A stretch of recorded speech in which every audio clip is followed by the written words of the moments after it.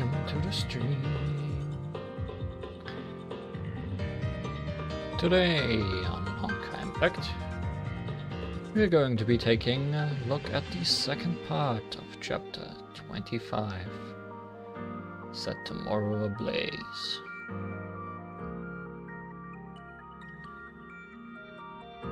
Last time, we had the very impactful encounter between Kiana and the Hash of the Void, which spanned quite a few stages. Today, we'll probably return to seeing what the puppets are up to.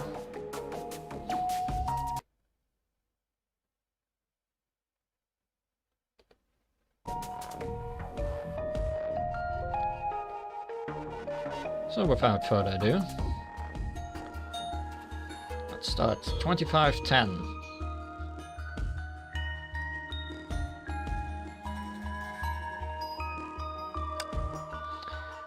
Act 2, Finale. Finally. Reunion! The two of them will meet in the never-ending dream.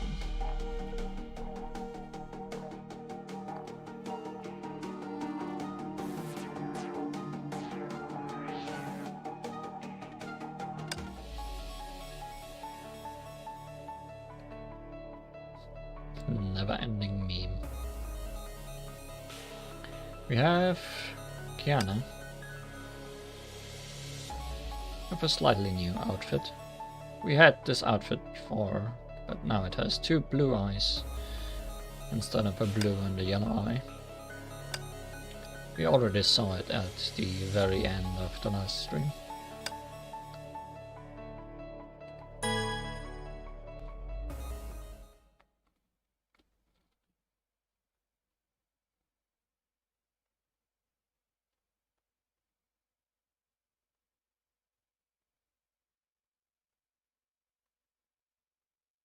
Let's hope we won't have any trouble clearing a stage.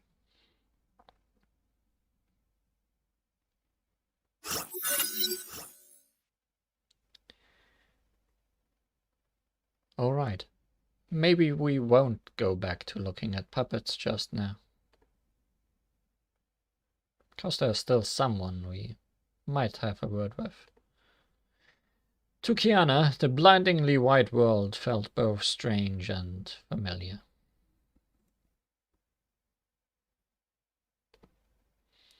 Kiana knew why she was here. She couldn't move her eyes away from the red from the very beginning.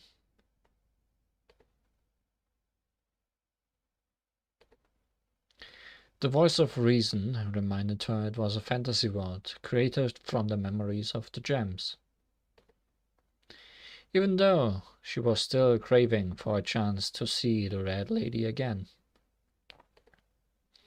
A farewell would have sufficed. Kiana took a step ahead.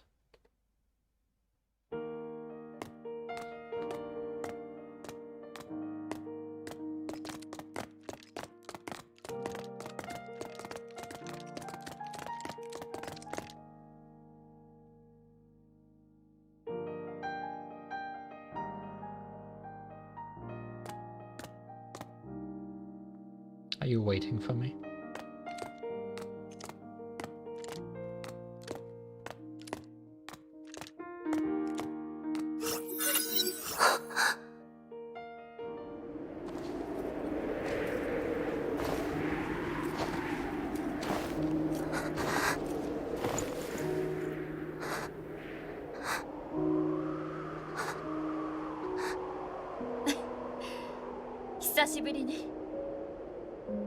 Kiana.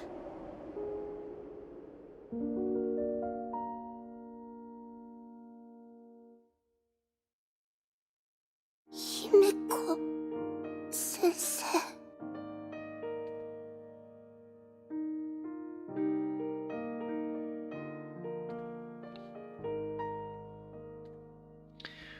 Words struggled to break free from her lips.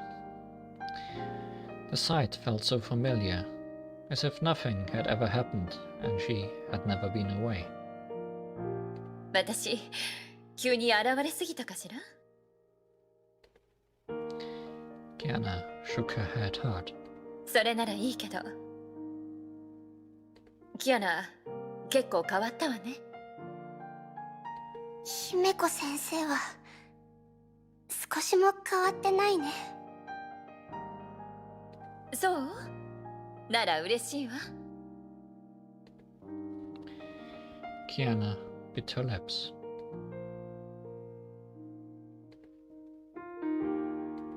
これは意識の残影だよね。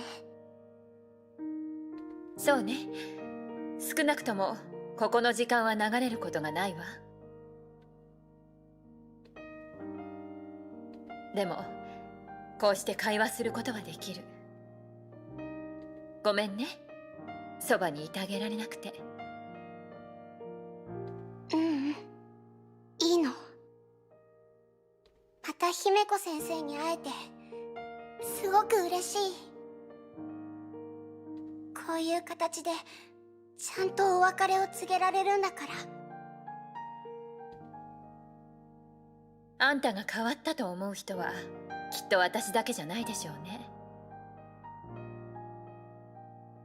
うん、みんなにも言われた。それであんたはちゃんと空の律者に勝った。そうでしょ？うん、みんなのおかげ。キアナなら勝てると信じてたわ。それよりキアナ、セーフレイヤーに戻ってみたいと思わない？思うよ。天命との戦いの後、みんな学園を出たの。機会があったら戻ってみたいと思ってた。それなら今行ってみるのはどう？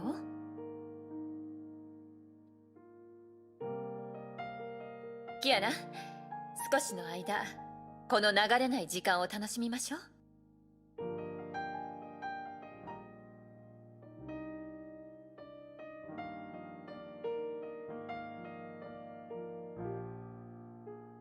景色が変わった。これは私の記憶よ。何年も教師をやってたから、セーフレイヤーの隅々までちゃんと覚えてるわ。懐かしいわね。この青春に満ちた学園の雰囲気。うん、そうだね。あの頃の私は早く大人になりたいと思ってたけど、まさか大人になるのがこれほど辛いものだって知らなかった。じゃあもしやり直す機会があったら、あんたの選択は変わる？変わらないと思う。だって変わったら私らしくないでしょ。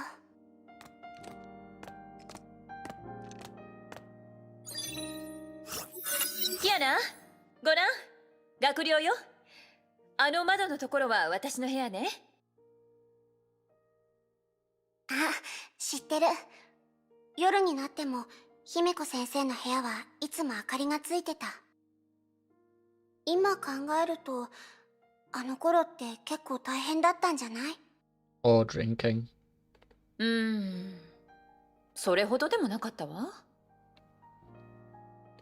ただ酔っ払って明かりを消し忘れてた時もあったからね。Yeah.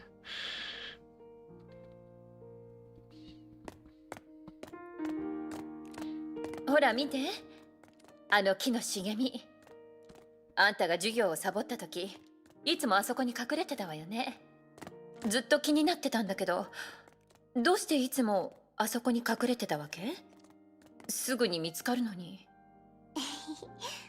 だってあそこポッカポカで最高なんだもん。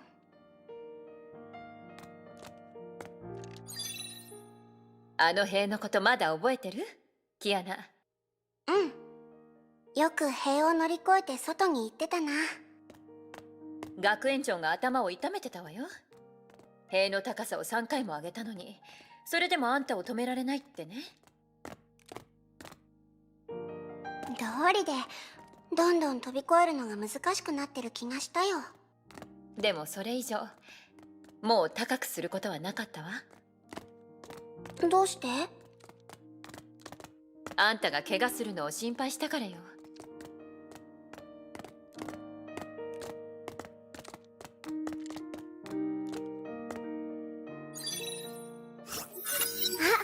昔の訓練場だ。キアナが居眠りしない数少ない授業よね。あの頃の私はこういった戦闘訓練だけが好きだったからね。手合わせで委員長たちに勝ったことは一度もなかったけど。今はどうなの？今はわからないよ。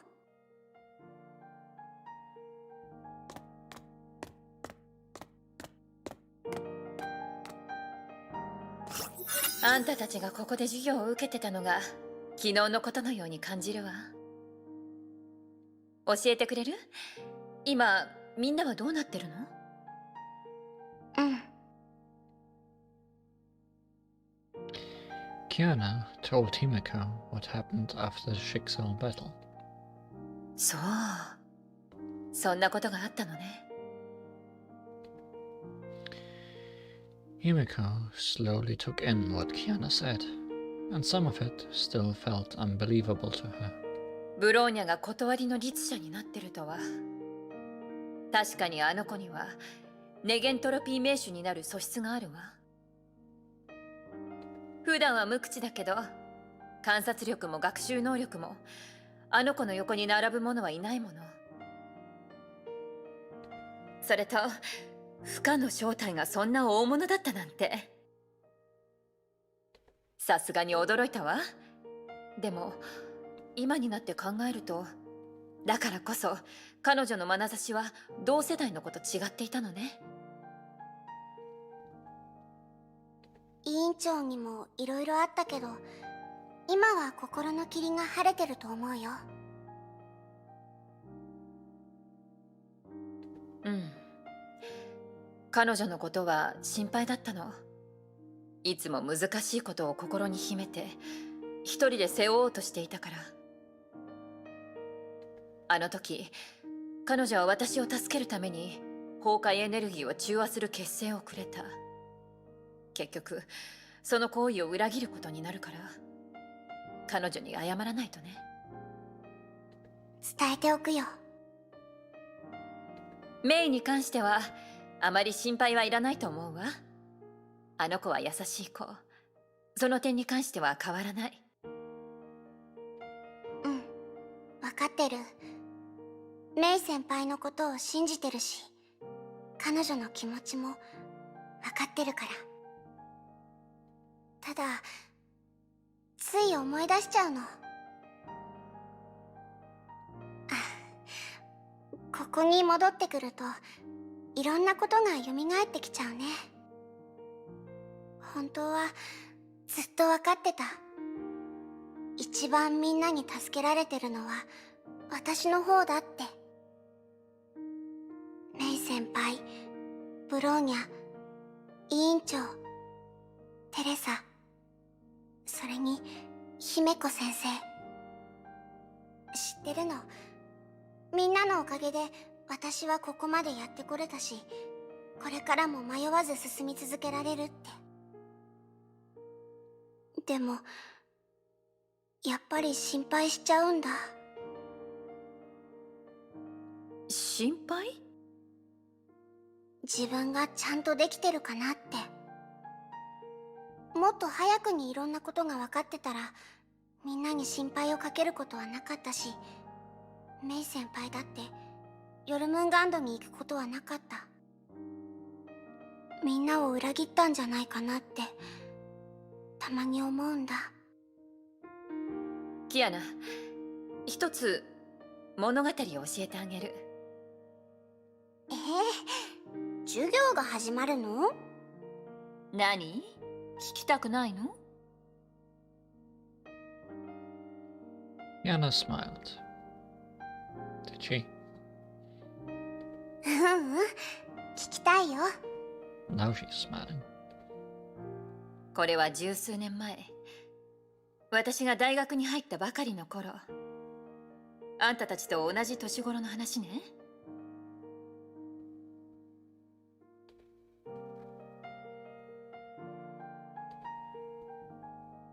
あの頃、父は天命の研究所で仕事をしてた。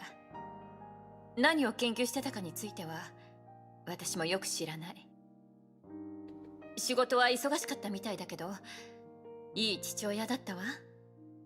いい成績を取った私を褒めてくれたり、時間を作って一緒に食事したり、誕生日ケーキを買ってくれたり。けどある日、父は私の目の前から、この世界からいなくなった。私は父の死を受け入れられずにいた。よく知ってるあの顔が、こうも簡単に私の人生から消えるだなんて信じられなかった。結末を言うと、私は天命に入って人工精魂を移植することでバルキリーになった。当時の私がした全ては意図的に隠された父の死の真相を調べるためだった。娘としての執念がバルキリーとしての私を動かしてたわ。でもバルキリー部隊で私はラグナ隊長に出会った。バルキリーは世界に光をもたらすもの。執念や憎しみばかり考えていてはならないって私に言ってくれたわ。彼女のおかげで私は心に封じた苦しみを解き放ち、バルキリーとして明日への目標を見つけることができた。美しくない世界をあなたの望むように変えなさいって言葉も彼女が教えてくれたの。でもあんたたちと比べてラグナ隊長と一緒に戦えた時間はそう長くなかったわ。2010年の災害。キアナ、空の律者はいつも災いの結果をあんたのせいにするけど、それは違う。彼女には人々の選択が見えていないし、美しい光を受け入れようともしていない。今から言うことが本当に私があんたに伝えたいことよ。ラグナ隊長が犠牲になった後、私は彼女の遺品を整理したわ。彼女の生活を物語る服、本、お菓子の他に引き出しの奥にしまわれた手紙があったの。親愛なる戦友たちへ、この手紙を読んでいるということは、おそらく私はもう死んだんでしょうね。私個人の財産は組織のルールに従って処理すればいい。注意金に関しては心配することはないはず。それからこの手紙を読んでいるあなたにある物語を教えましょう。数年前、永久バルキリーになったばかりの頃、私はよく被災地の事後処理に派遣されていた。でも正直に言うと、そういう仕事は自分の才能を無駄にしているだけだとあの頃の私は思っていたわ。弱くて何も知らない一般人を助けるより、敵を倒すことこそがバルキリーの本当の責務だと、かつての私はそう考えていた。ある日、私は勇気を出して視察に来た主教様に質問したの。バルキリーを派遣して被災者たちの手助けをすることは崩壊を倒すことにつながるのかと。主教様は私を一目見て何の躊躇なくこう答えた。つながらないと。当時の私もあっけに取られたわ。そんな質問した私はお叱りを受けるか処罰されると思ってたから。でもあの方の言った言葉がきっかけで、私は自分の職業に対する考えを根本から変えることになった。あの方はこう言ったの。天命はいつもこのように自分たちの信念を伝えてきたと。戦友たち、これは私があなたたちに伝えたい言葉でもあるわ。私たちが信念を持ってしてきた仕事で、その結果が私たちの望んだ通りにならなくても無意味なことなんかではないの。私たちが守ってきた美しいもの、美しいものになろうとするもの、そして私たちが大事に思っていたもの。Imagine building your life advice on Otto of all people. それらはまだちっぽけで弱い。無駄に思うかもしれないけど、それはまだ種のままだからよ。その種はいつか美しい花を咲かせる。だから戦友たち、私のために悲しむ必要はない。私は枯れてしまうけど、希望を育む土と肥料になるわ。そして未来に咲く希望の花はいつか自分の守りたいものを見つけるはずよ。それがラグナ隊長が最後に教えてくれたこと。正直に言うと、あの時の私には全部理解できなかった。ただある声が聞こえたわ。聖フレイヤに行けと。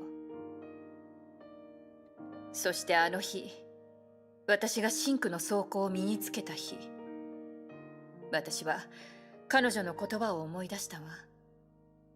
運命の歯車が噛み合ったかのように、私はその手紙に書かれてたことを理解したの。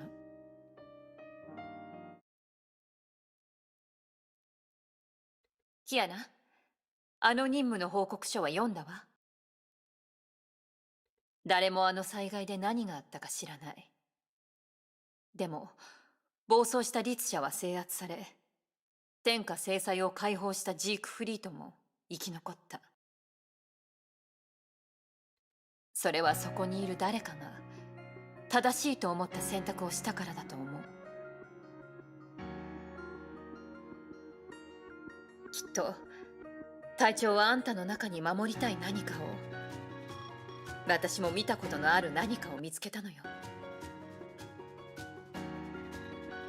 隊長も私もみんなそうだわ。あんたならできる。より多くの人たちを助けられる。世界をより美しくすることができるって信じてるから。そして現にあんたはちゃんとできてるわ、キアナ。あんたが天球師でしたこと、大巨山でしたこと、そして支配の律者を倒すためにしたこと。あんたは多くの人たちを救った。その人たちもより多くの人たちを助けていく。それは人類に受け継がれる消えることのない灯火よ。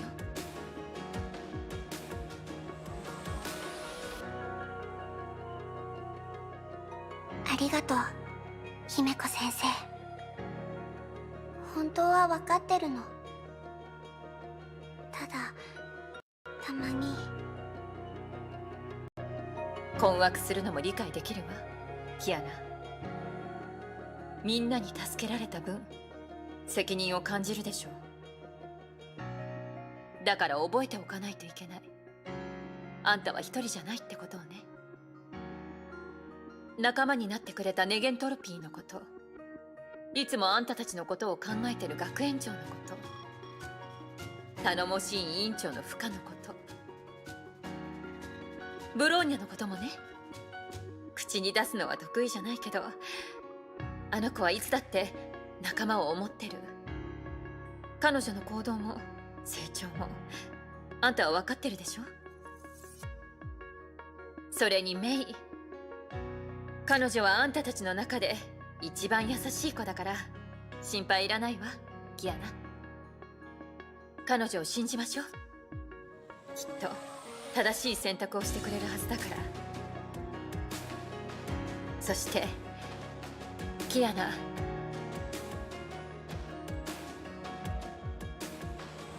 Was overflowing pride in Himako's voice. あんたは私の生徒の中で一番やんちゃで、それでいて一番諦めが悪い人よ。あんたにはみんなを変える力がある。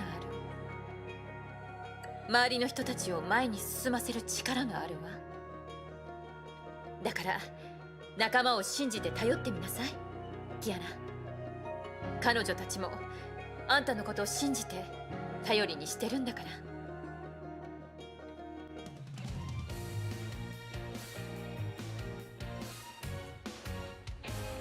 ら。I think I deserved that victory. I didn't die at all.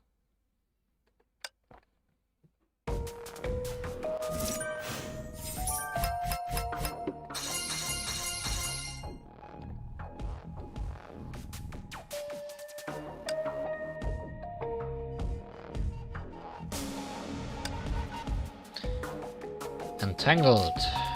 Circle around all you want, but you're not getting through. Did I read the previous one? Yes, the never-ending meme, right. Oh hey, it's Hua. Speak of the class monitor.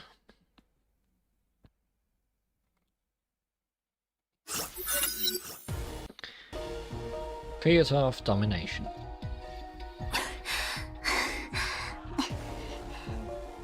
Ronya is also here. 大丈夫ですか、ブローニャさん。平気です。ただもどかしいですね。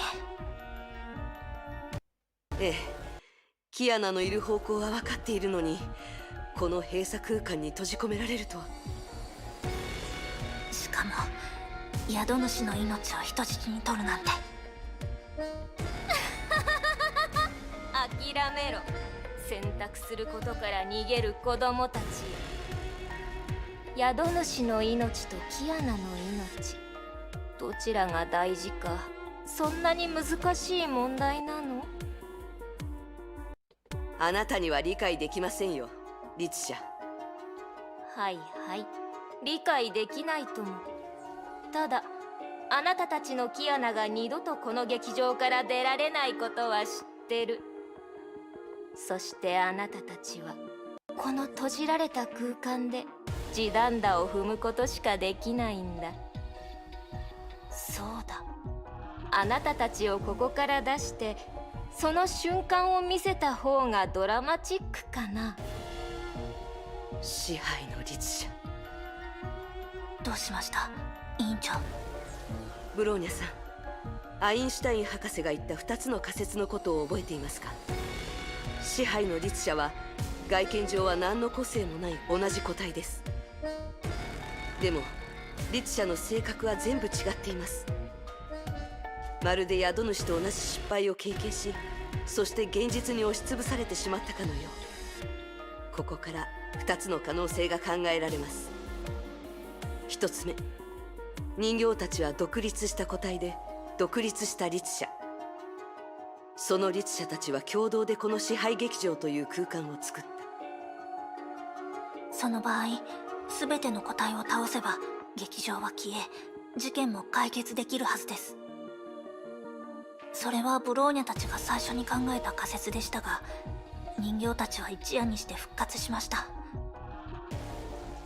では2つ目の可能性について。人形たちはリツシャではなく、本物の支配のリツシャはどこかに隠れて人形たちを操っているのではないでしょうか。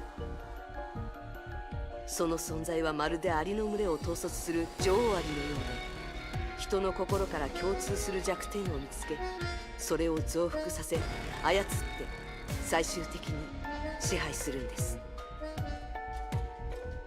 もしそうだとしたら、ここで人形たちの相手をしても意味はありません。ブローニャたちが倒さないといけないのは裏に隠れた黒幕です。 Who'd have guessed puppets are being played by the strings? 何か策はありますか？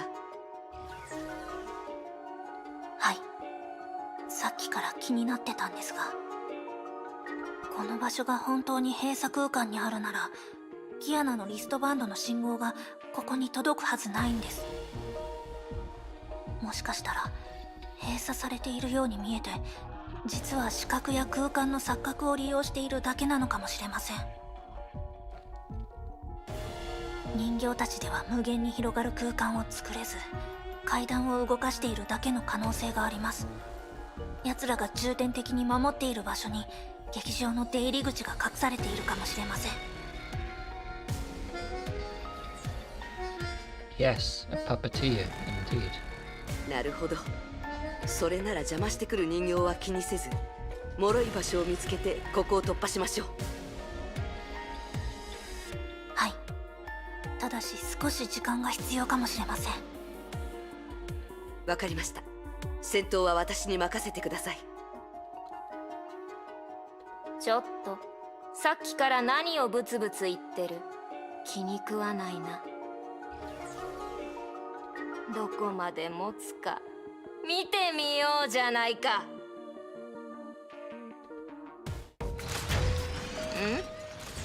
どうして？戦ってるのはあなただけなのかな？もう一人はリタイア？おーい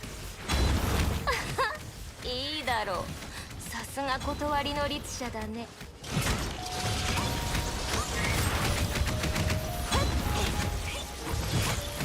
I mean, even if Ronya isn't here, at least we have Project Bunny helping us out. もうすぐです。委員長、あと少し頑張ってください。あ？何がもうすぐだ。プログラマーってのは一番嫌いだ。わからない文字を打って頭の中には狡猾な手段ばかりが並んでる。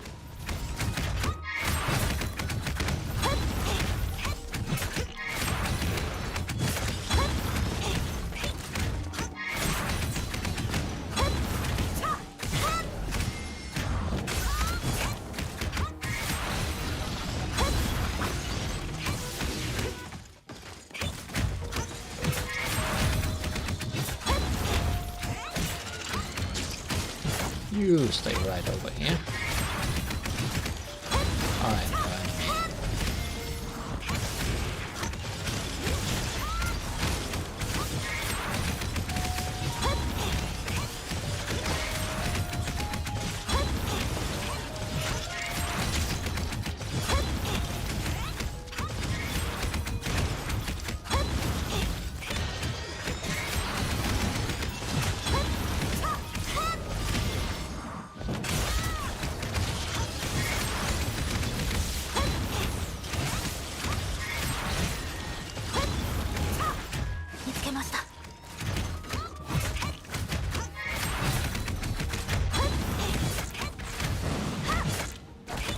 Oh, hi, Ronya.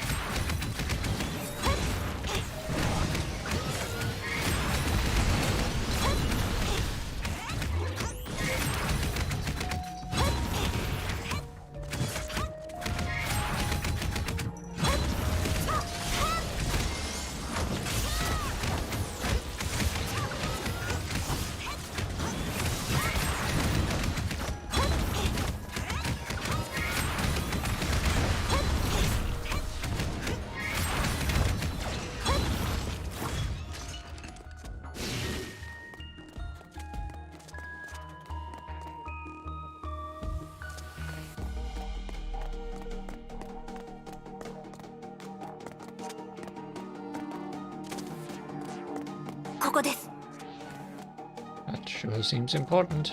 Attack the weak point for massive damage.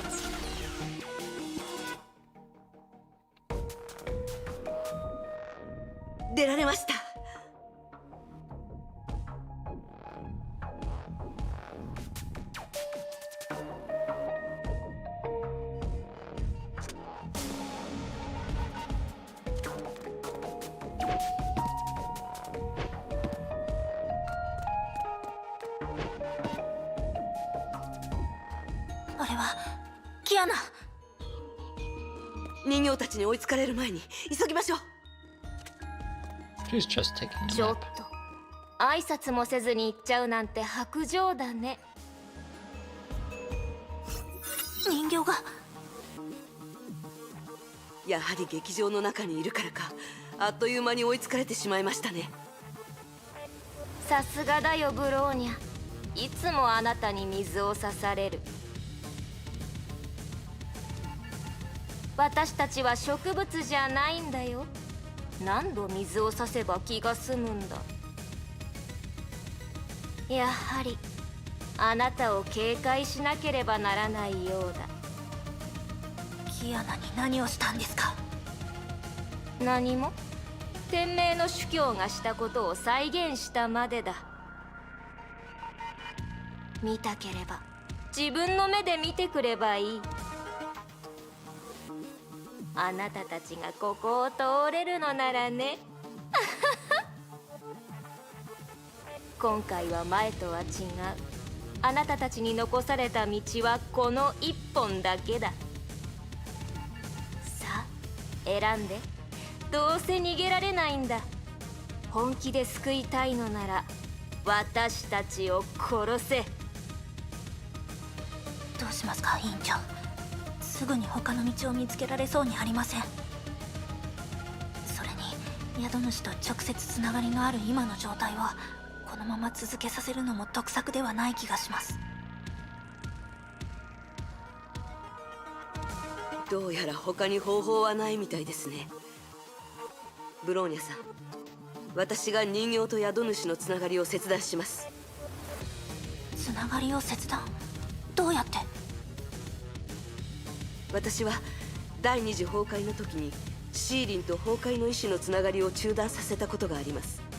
その原理は大体同じです。でも委員長はもう都政の羽を持っていません。ええ、私の力だけでは到底無理でしょう。だから式の律者の力を借りることにします。式の律者？でもそれは危険なんじゃ。分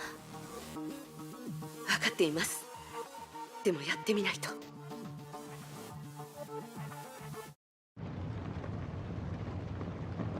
Huhua closed her eyes and sank deep into her consciousness.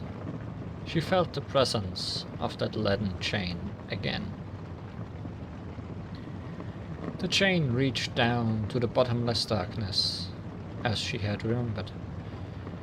Its other end was connected to an unknown corner, and the one standing there still refused to budge. 聞いてください。もしあなたに聞こえているのなら。Fuhua whispered into the chain. She did not know where her voice would be carried to. キアナが今危ないんです。あなたの力が必要なんです。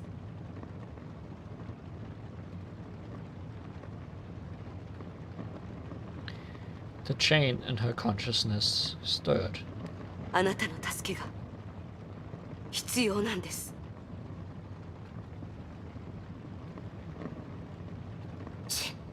僕年人、あなたたちいちいちうるさいししつこいんですよ。まずはケビンの手下、その次はわけのわからないデクノボー。今はあなたまで私に嫌がらせするんですか？お願いします。本当にあなたの力が必要なんです。はっ、奴らに律者の力を使うと力が奪われること、私が知らないとでも思ってるんですか？つまり釈刀殺人が望み、それとも一石二鳥を希望？はっ、わかりました。あなたもデクノボーの一員になったんですね。ふん、そうだろうと思いました。あなたの失敗だらけの人生ではあっさりと奴らに潰されてしまいますもんね。人形の一員にはなっていません。今奴らは無実の人たちの命を人質にしているんです。その意識のつながりを切断するため、あなたの力を貸してください。なってないと言われておいそれとそれを信じると思います？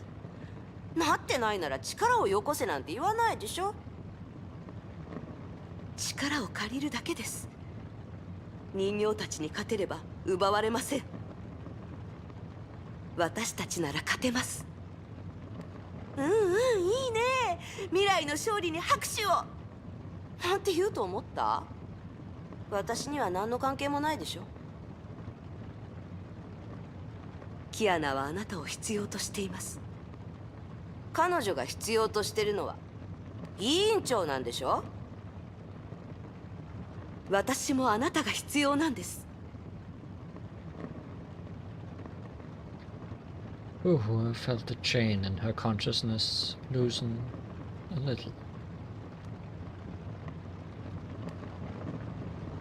I know Kiana once denied you, but after spending time with her, you know she means no harm. 彼女があなたのことを不可じゃないと言ったのは、あなたが嫌いだからじゃない。むしろあなたが唯一無二の魂だからこそそう言ったのです。あなたにはあなたの思考やこだわりがあって、そのこだわりを貫く執着もあります。自分が誰だか気にする必要はない。あなたはあなたのなりたい姿になれますから。ずっとそれを伝えたかったんです。キアナも私もあなたが戻ってくることを望んでいます。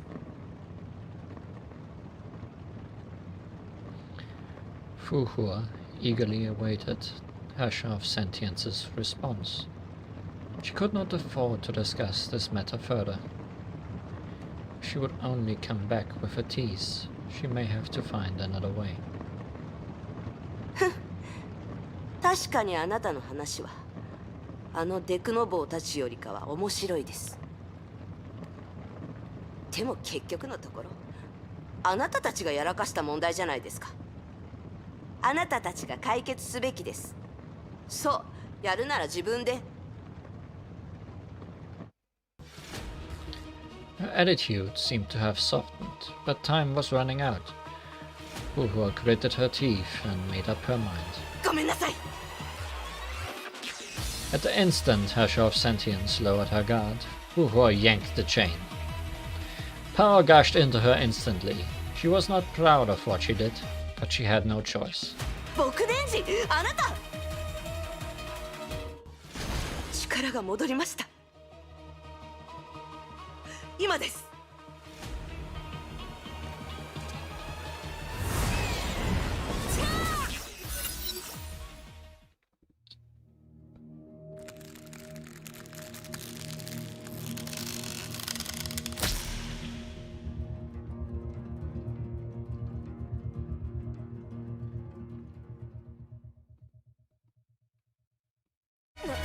何？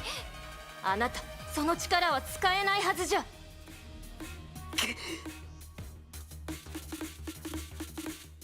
A strange feeling crawled up Fuhua's body. なるほど。これが力を奪われる感覚ですか。式の律者の方はどうなっていますか？彼女は大丈夫です。ただ私たちの間の会話は途切れましたが。でもまさか彼女が委員長に手を貸すとは思いませんでし Well た。 about that. いいえ、正確に言うと彼女はこのことに同意していません。彼女の心の迷いをつかせてもらいました。ただこちらも時間がありませんでしたので。じゃあきっと今頃は怒り心頭ですね。ちゃんと彼女を見つけ出し謝ります。これは私が解決しなければならない問題です。でも今はキアナを助けに行きましょう。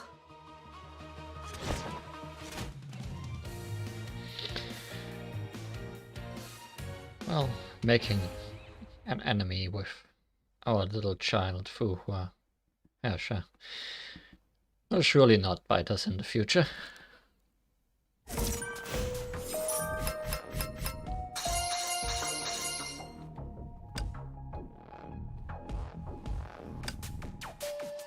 Thunderclap, go away, for you're not welcome here.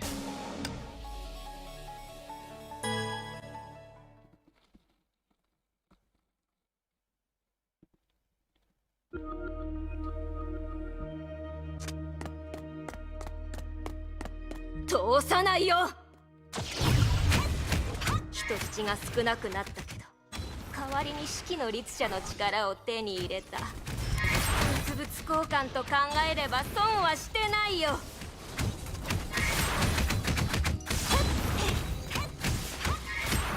視野が干渉を受けてます。おお、なるほど。これが意識の力。落ち着いてください、ブローニャさん。まだ奴らは力を自在に扱えないはずです。これは目くらましに過ぎません。 Sure is getting dark there. もし式の律者の力に断りの律者の力を加えたらどうなるのかな。そんなにここを通りたいなら目を閉じたまま戦ってみたら。少し厄介ですね。ブローニャさん、意識の中で方向を定めた後、それを知るべにキアナを目指して動けば大丈夫です。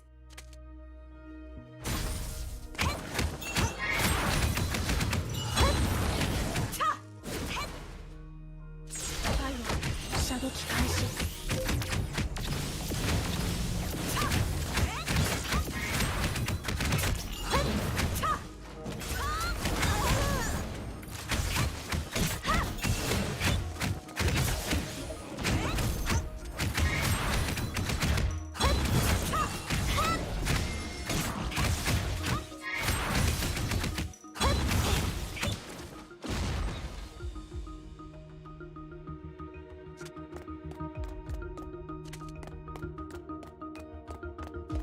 動けば大丈夫。簡単に言うけど、2つの律者の力を持つ私たちを前にあなたたちは。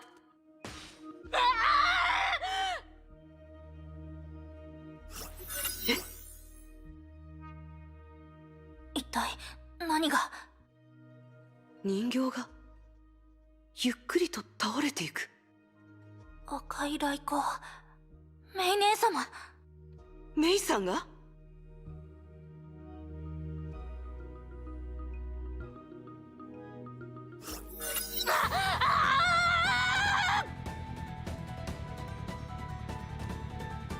聞いたよね。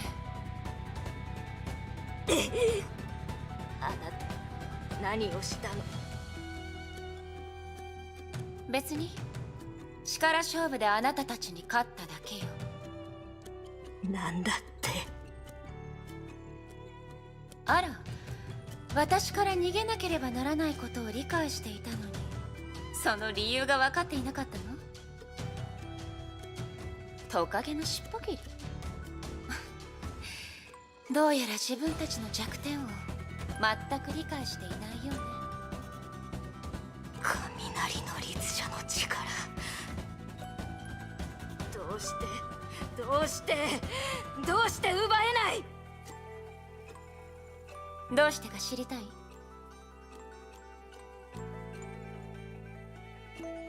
簡単よ。あなたたちが弱すぎるから。 Good reason. くそ。あなたたちの支配は所詮強引に奪っているだけに過ぎない。でもあなたたちより強い力の持ち主が相手だとダメージを負うだけでなく支配の力自体も乱れてしまうよね。覚悟はいい？今のはただのお試し。あなたたちの支配と私の征服、どちらがより強いか。ここからが本番よ。メイ先輩。メイ先輩、もう戦わなくていいよ。連れてってあげる。セイ・フレイヤに戻ろう。みんな待ってるよ。一緒に過去に戻ろう。今度はもう二度と離れ離れにならないから。過去に戻る必要はない。そして彼女にもそんな必要はないわ。 You try to play dirty, but you don't really know these two, do you, Herr Scharfdominance?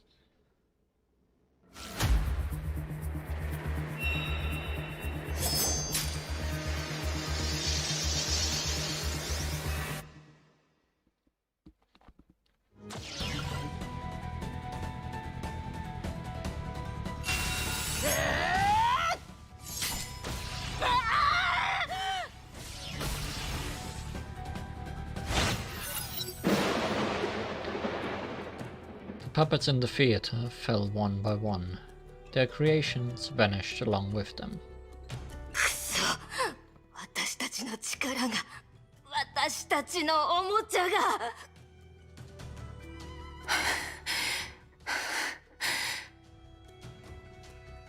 所詮は盗んだ力、その程度ってわけね。なんだよ、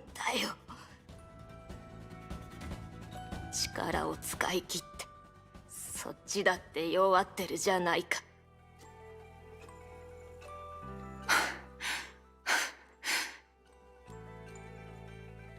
そんな姿でどうやって戦うんだ。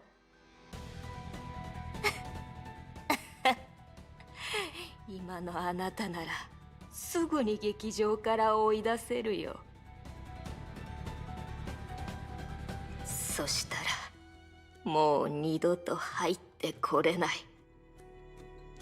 楽しみにしてて、あなたたちの仲間を皆殺しにしてあげるから。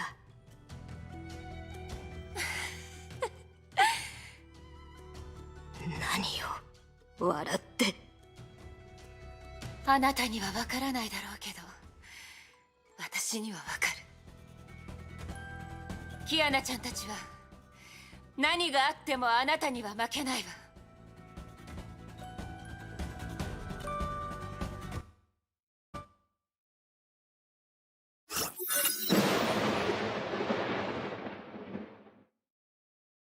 何の音？ Getting a little bit stormy. 外で何かあったみたいね。外ってみんなに何か？彼女たち律者と戦ってるみたい。止まった時間もそろそろ動き始めるわ。言ったでしょ、キアナ、あんたは一人じゃないって。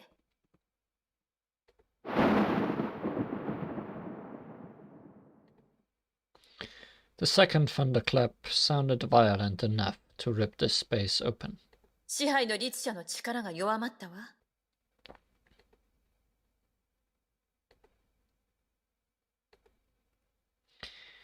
They gazed at each other in silence. Only the hands of time slowly resumed moving. 準備はいい？キアナ。分かってるよ、姫子先生。Said Kiana with determination. さて、最後にあと少しだけ付き合ってもらうわよ。セーフレイヤでのこと、まだはっきりと覚えてるわ。あんたが入学したての頃、最強のバルキリーになるって騒いでたわよね。ちょっと目を離しただけなのに、もうこんなに成長しちゃって。本当のことを言うと、あんたたちの成長を見守りたかったわ。セーフレイヤに戻って授業をして一緒に訓練したかった。黒板に字を書いて部屋に戻って一杯いただきたかった。セーフレイヤでのあの時間は私にとってかけがえのない思い出よ。もうそれができないと思うと悔しいわね。この先道はまだまだ長いけど、私はもうそばにいてあげられない。でも大丈夫よ、キアナ。あんたが私を失望させることはないわ。覚えておきなさい。あんたの周りにはたくさんの人がいて、あんたを支え守ってくれている。その中には私もいるの。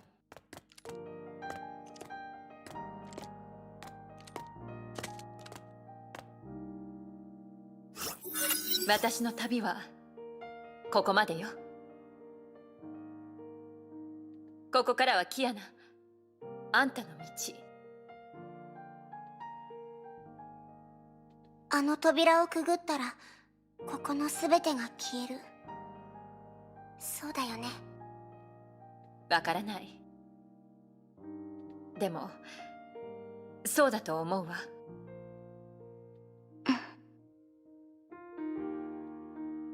セーフレイヤのみんなによろしく言っておいて。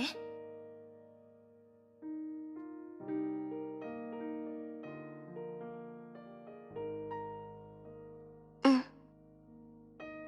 メイにはその選択を応援するけど、次は友達にあんなひどいことしちゃダメよって伝えておいて。伝えておくよ。それとブローニャの成長を喜んでることも、きっと優秀なリーダーになれるとあの子に伝えておいて。うん、私もそう思う。フカにはこれから先もう会うことはできないけど、セーフレイヤがあろうとなかろうとあんたはみんなの委員長だって伝えておいて。うん。これからは学園長だけがあんたたちの面倒を見るんだから、ちゃんと言うことを聞いて怒らせちゃダメよ。学園長を手伝ってあげて。いつも強がってるけど本当は私たちよりもずっと大変なのよ。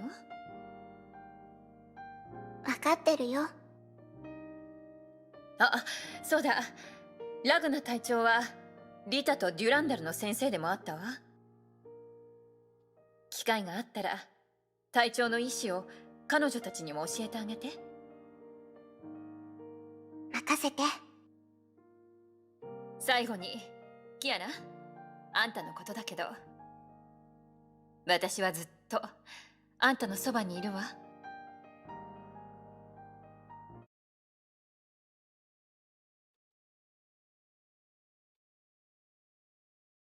キアナ、あまり気負いすぎないで。Said Himiko, with a gentle smile. 今は夢の中。夢から覚めたらみんな前に向かって進まないといけない。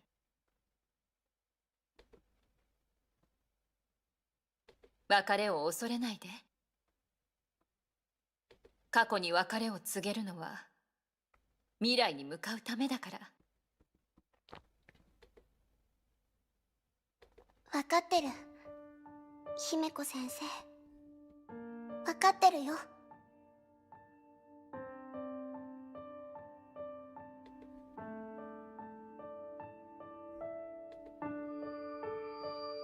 Kiana clenched her fists.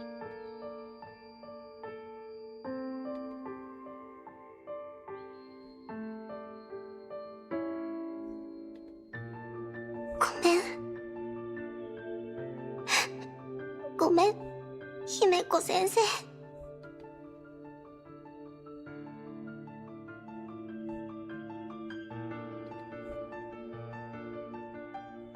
分かってるの。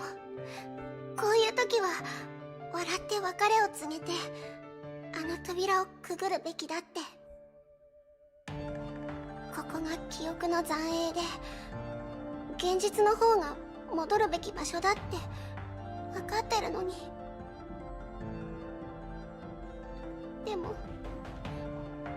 でも思っちゃうの。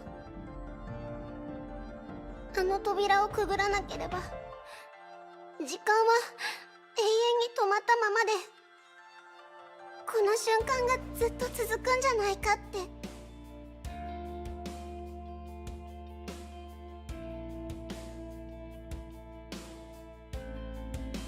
さよならを言う機会すらなかった。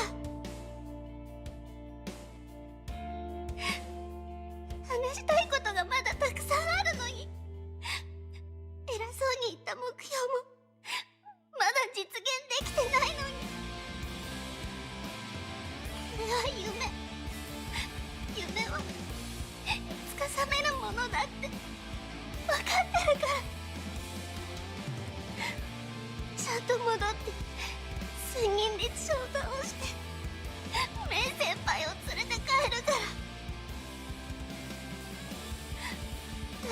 1律者も第12律者も終焉の律者にだって勝ってみせる。この完璧じゃない物語を私たちの望んだように変えるから。ただそれを姫子先生にも見せたかった。見れるに決まってるわ。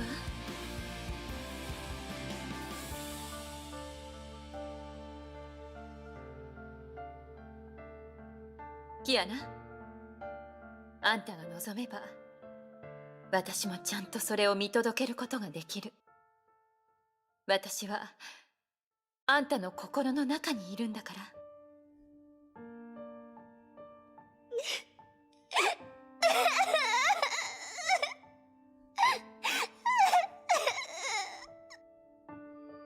あんたを見てると自分の子供の頃を思い出すわ。母の葬式で私はどうしようもないくらい泣きじゃくって父の腕を掴んで離れようとしなかった。しばらくしてその場に残っているのは私と父の2人だけになってたわ。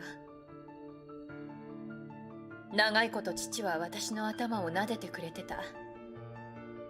顔を上げて父を見てみるとその目は赤くなっててね、私と違って静かに涙を流してたの。でも父はこう言った。大丈夫だ、姫子。母さんは星になって空の上から見守ってくれていると。今まで父はそういった表現をしたことがなかったし、慰めの言葉も不器用だったわ。けど今でも私はその言葉を信じてる。キアナ、あんたが信じてくれるなら私は星になって空の上からあんたを見守ってるわ。たとえ明かりが消え月が輝きを失ってもずっと変わらないかすかな光があんたの進む方向を照らしてる。だから恐れないで。私はいなくなってなんかない。生徒のため前に進む力になってやることが教師にとって最も望む結末よ。分かってる。全ては終わり変わっていく。その変化はあんたの世界を丸ごと変えることがあるかもしれないけど、でも大丈夫。それがこの世界で最も強い力、人々に希望や道を切り開く力を与え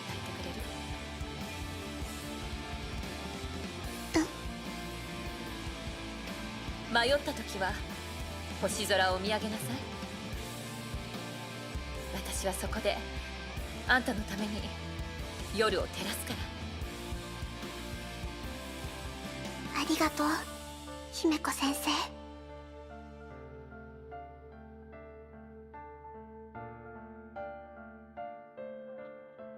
私そろそろ行くね。ええ、行ってらっしゃい。前に進みなさい、キアナ。恐れず大胆に。私はこれからもずっとあんたを見守ってるわ。だってあんたはこの村田姫子の生徒だもの。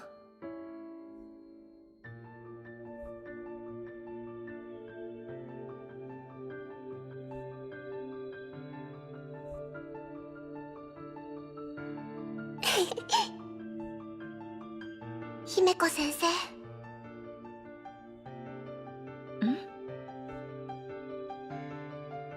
先生の生徒になれて嬉しかった。先生に出会えて私幸せだよ。私も同じよ。行きなさい、キアナ。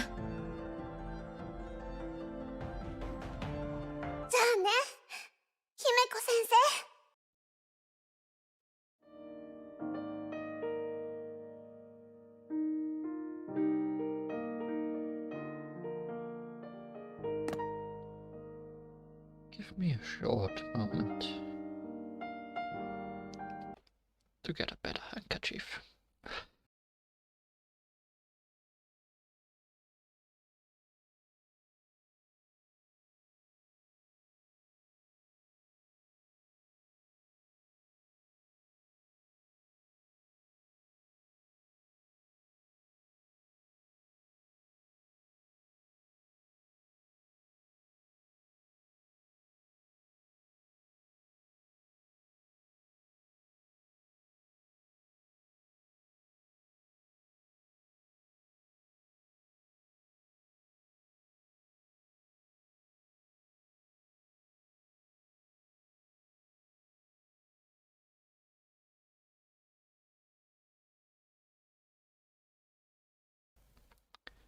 Shouldn't plan to cry on stream. Oh well. Let's cry some more. 行きなさい、キアナ。みんながあんたを待ってるわ。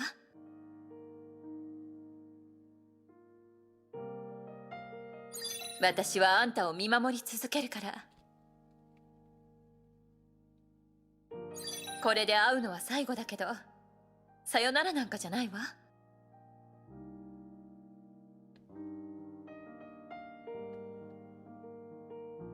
人生から太陽が消えたからといって泣いてしまえば、その涙で星が見えなくなってしまう。どう？いい言葉でしょ？タゴールの詩よ。ある夜に私は記憶をすべて燃やし、それから私の夢はきれいに見えるようになった。ある朝に私は過去をすべて捨て、それから私の足取りは軽くなった。これもタゴールの言葉よ。気に入ったのなら今度読んでみて。どうしたの？キアナ。まだ私の話が聞きたいの？立ち止まるのは良くないわ。ちゃんと言うことを聞いて、学園長を困らせちゃダメよ。Can't promise that. まあ、あんたたちはもういたずらをするような年じゃないか。Don't think she did. 聖フレイヤでの日々はまるで昨日の出来事のよう。あ、私にとっては確かに昨日の出来事ではあるわね。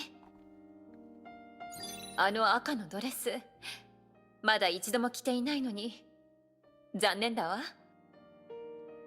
今のあんたたちはもう授業を受けなくてもいいのよね。これからは学園長を手伝ってあげなさいね。知ってる？学園長はたまに口が悪いけど、ちゃんとあんたたちのことを思ってるから。メイのことなら心配いらないわ、キアナ。あんたたちは最高のパートナーなんだから。ここで立ち止まってたらメイに追いつけなくなるわよ。私は物語の本じゃないわよ、キア Aren't ナ。 you? Are you sure? 勇敢に進みなさい、キアナ。私の心はずっとあんたと一緒にいるから。これからもあんたたちの成長を見守り続けるわ。また夢の中で会えるかもしれないわね。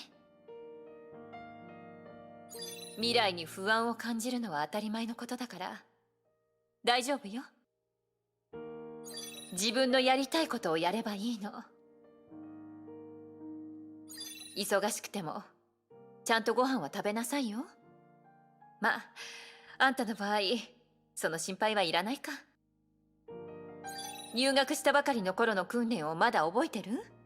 キアナ。あの時全員まとめてかかってこいって私が挑発したでしょ。そして誰も私に勝てなかった。でも今なら私よりずっと強くなってるわよね。これ以上ここにいたら仲間が心配するわよ。どうしてこんな時に限って些細なことばかり思い出しちゃうのかしらね。メイの手料理が少し恋しくなってきたわ。私は簡単なものしか作れないから。そういえば昔フカが麺料理を作ってくれたことがあったの。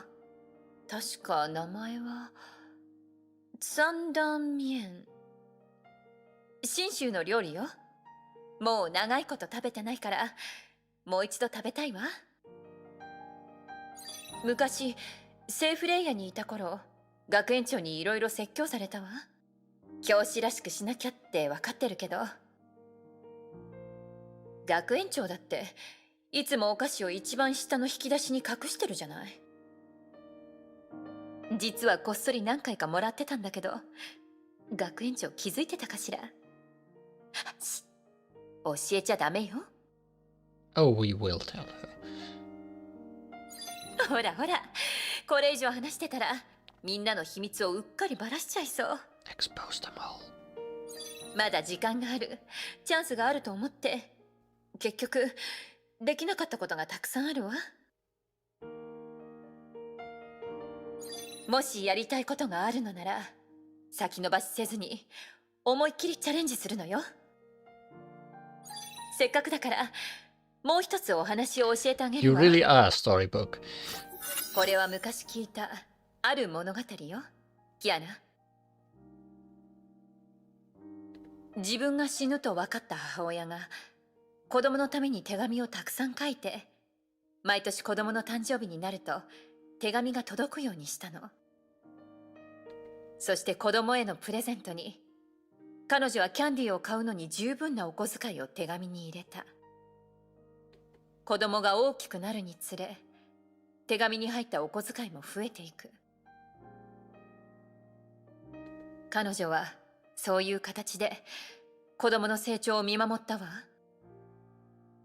自分がいなくなっても子供の成長を励ます母親として。その残念だけど Sorry, Himeko. 今の私にはあんたたちにそういう手紙を残す時間はないわ。でもね、キアナ、私もあんたたちの成長を守ることはできる。あんたたちが私から学んだもの、引き継いだもの、それが私があんたたちに残したキャンディーよ。それはあんたたちが大人になることを助け、前へと進む力となる。それが私の存在した証。私がずっとあんたたちのそばにいる証よ。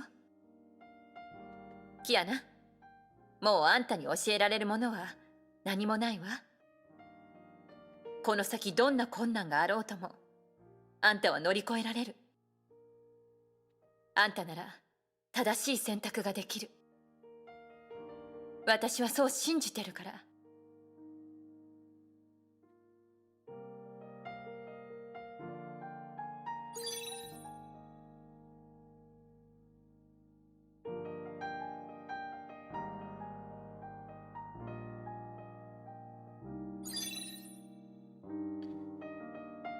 Guess there's nothing left to say. Bye, teacher.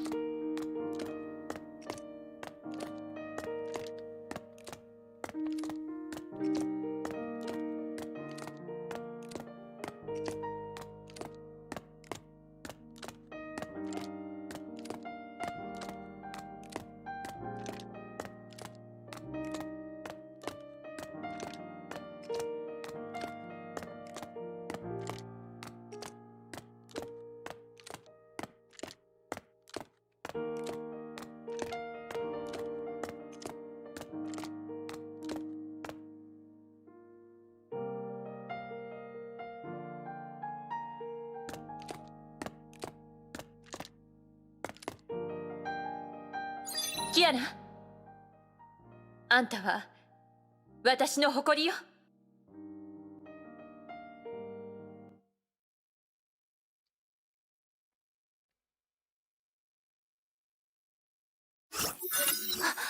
委員長、キアナが目覚めました。キアナ、大丈夫？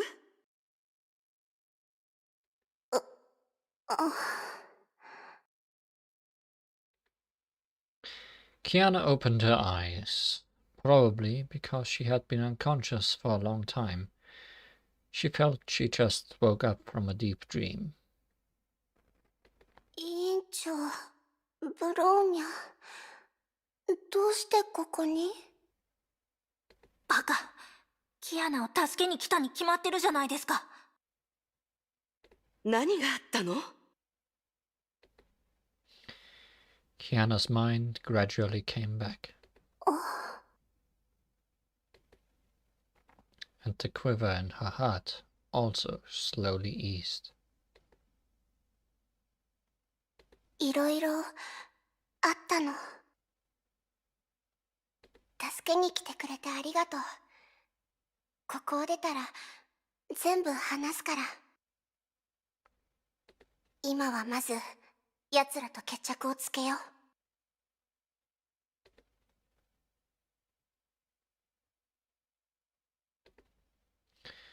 Not far away, the puppets dragged themselves limping towards the center of the theater to escape. After suffering a devastating blow from the Herrscher of Thunder, their already weird movements became even creepier. あいつらどうしちゃったの？先ほど人形たちが急に体を震わせたかと思うと、その場で倒れてね。状況から考えて、おそらく雷の律者による攻撃だと思う。Things are moving. メイ先輩。メイ姉様もきっとどこかで一緒に戦っているんだと思います。その後、奴らが断りの律者の力を使って構築したものが全て消えた。ブローニャもそれを感じました。かすかにですが、断りの律者の力がコアに戻りつつあるみたいです。メイさんの攻撃は人形の力を大幅に削った。おそらく今の奴らに律者の力を支配する余裕はない。つまり奴らの力を削り続ければ奪われた力を取り戻せるってことだよね。ブローニャもそう思います。じゃあやることは簡単だね。削り切るまで頑張れば私たちの勝ちってわけだ。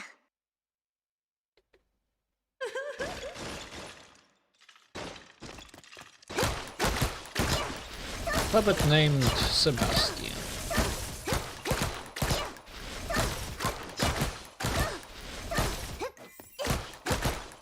Puppet named Winland Calvin. Puppet named Green Surge.「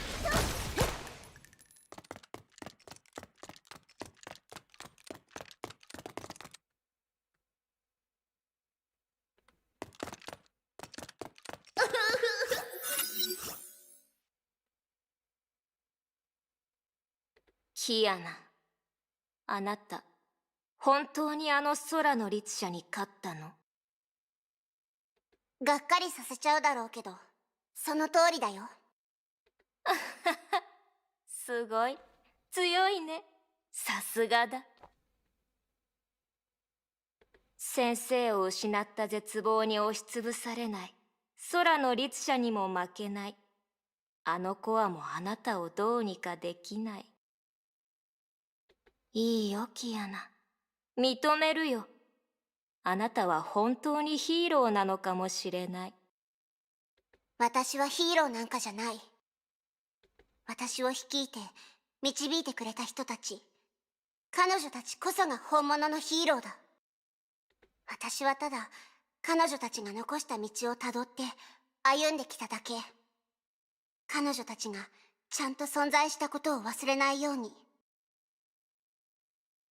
そうかもしれないね。だが私たちは違う。気をつけて。あの異様な気配がますます強くなってる。私たちはヒーローじゃない。あなたが助けようとする人たちも違う。彼らは私たちと同じ人形。抗うことを諦め、何のために生きてるかわからない敗者だ。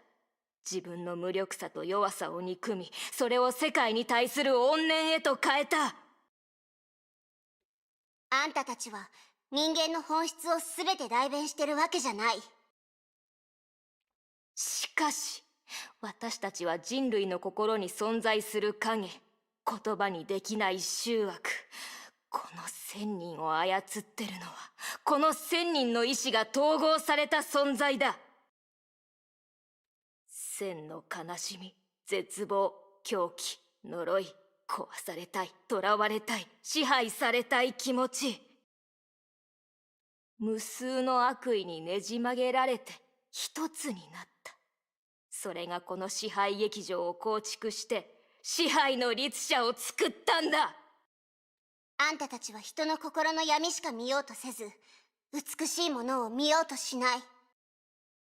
あんたたちは人類を支配して諦めさせようとそそのかしたくせに、彼らの心にあるもう一つの声を聞こうとしなかった。だからあんたたちは崩壊の傀儡に過ぎないんだ。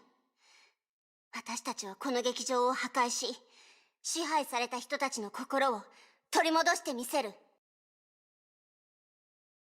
いいだろう、キアナ。最後の舞台はもう整ってる。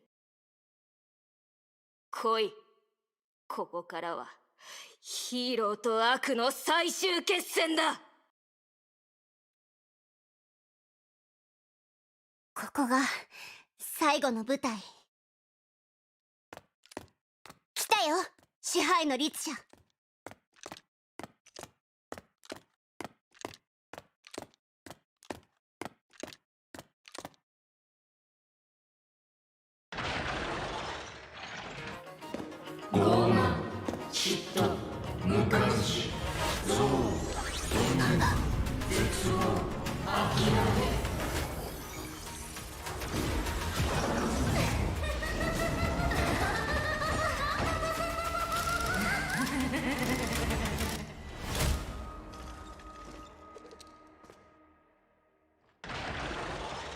キアナ、遠距離からの攻撃に気をつけて。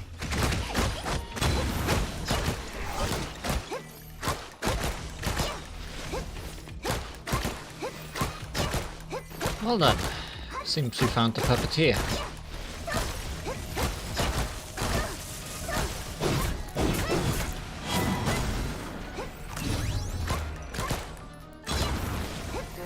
立ち止まらない？こんな無意味なことをして何の意味がある？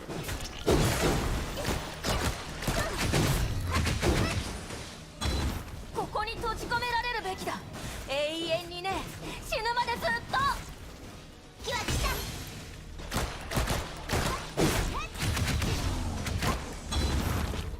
許せない許せない許せない。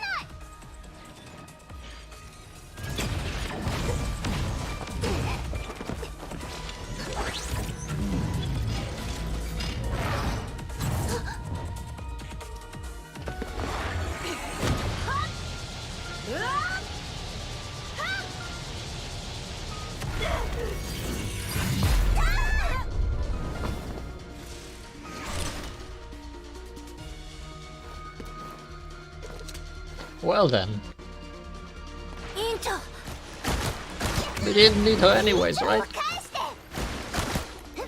Can just avoid those 慌て rockets. ない。すぐにあなたたちの番だから。審判の時は来た。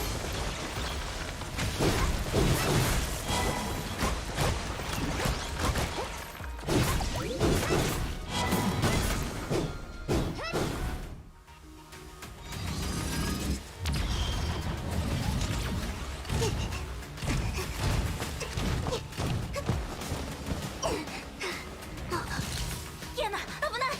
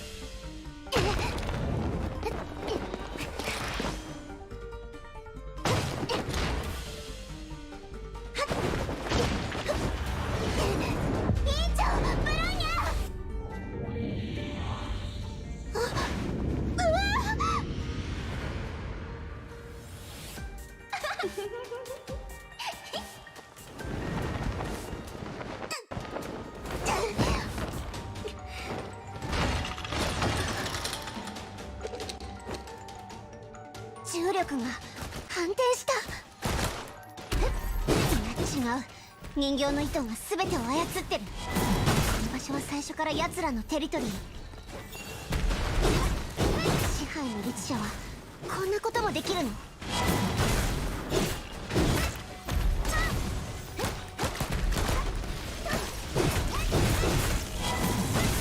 ネチネチして鬱陶しい。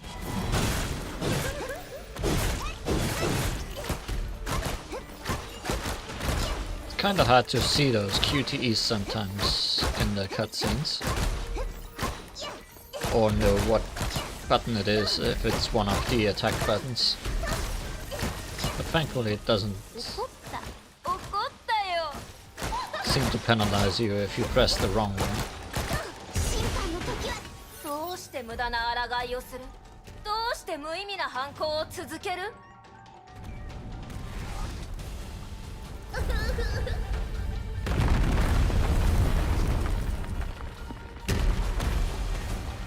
私はここに閉じ込めるつもり？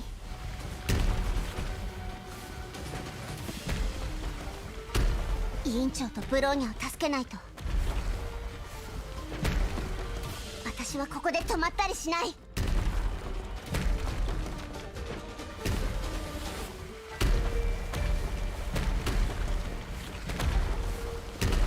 This is cool though.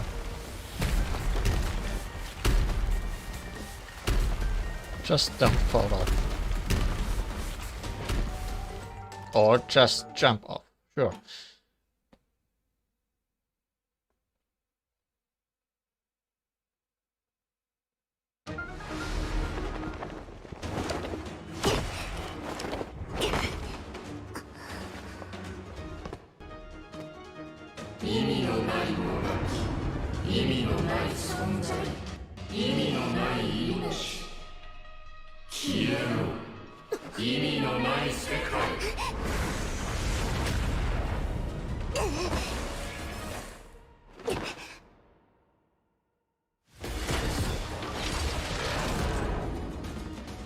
You're gonna fight for real now. Without your damn puppets. Oh, you're still just a minion.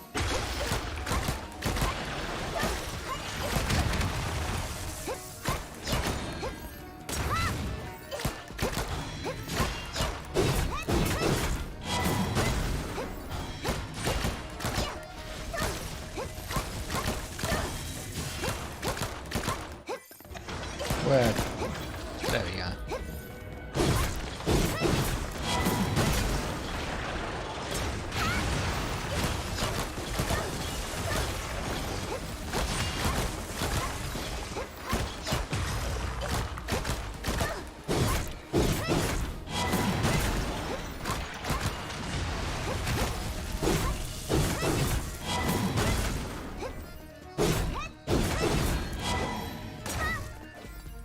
Nice dodge, Mr. Minion. Get back here. Oh, you're a giant hand. How nice. Took me until now to realize.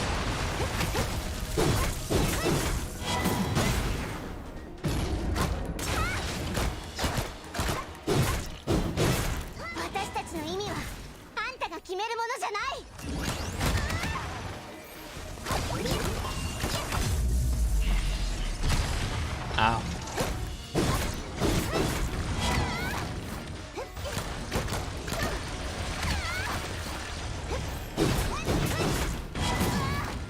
Sure got harder to dodge now.「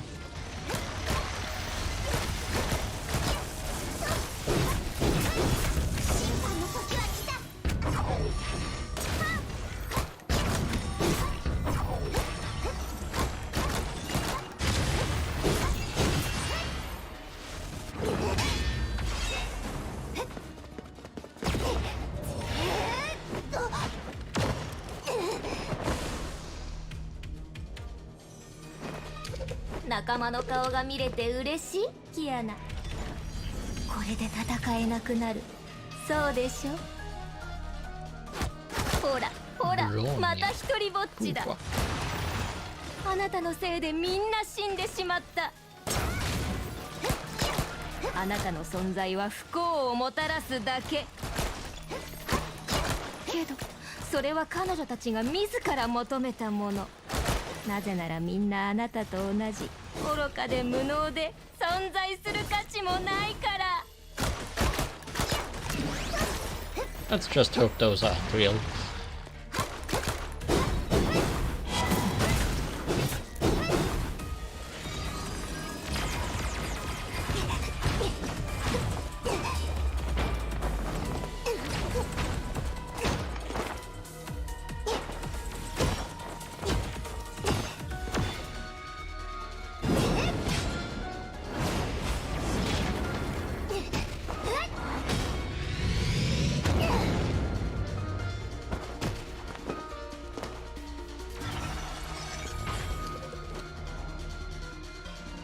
Well, now you're not a hand anymore.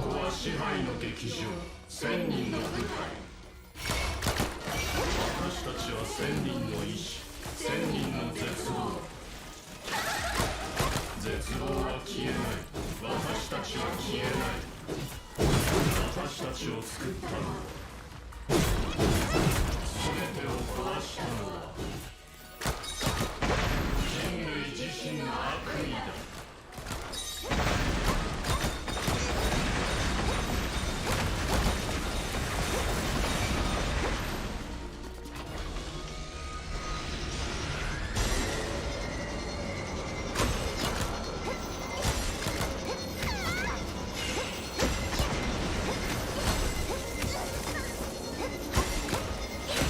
Missed one. Cannon.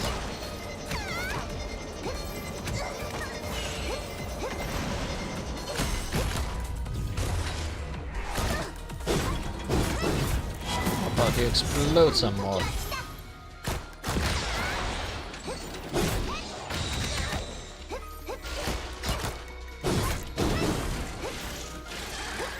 What is it with puppeteers always turning their strings into lasers?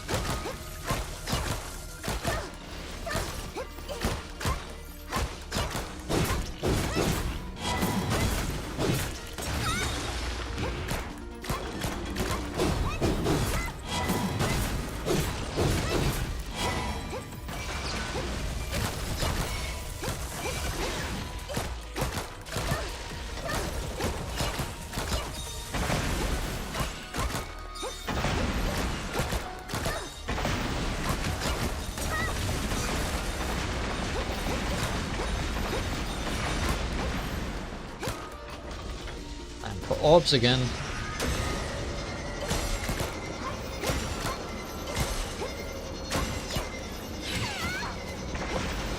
Kinda hard to dodge while concentrating on those.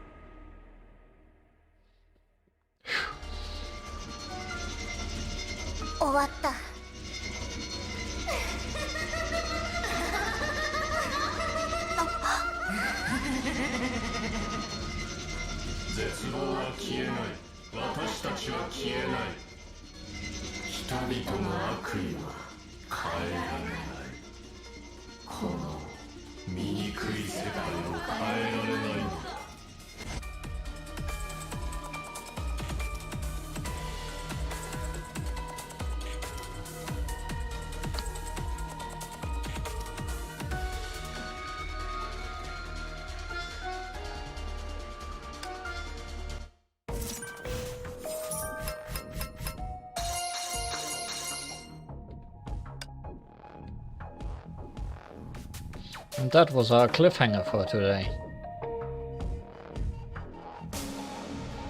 That was our cliffhanger for today.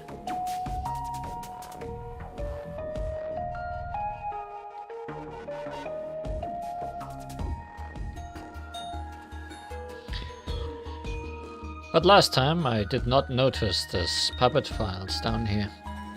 So let's take a look at that. After claiming my rewards for defeating a giant puppet, but not really.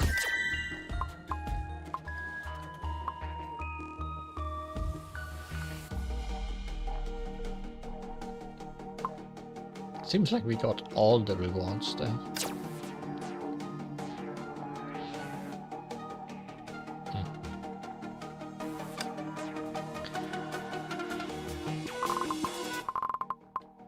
And also all the files, which is nice.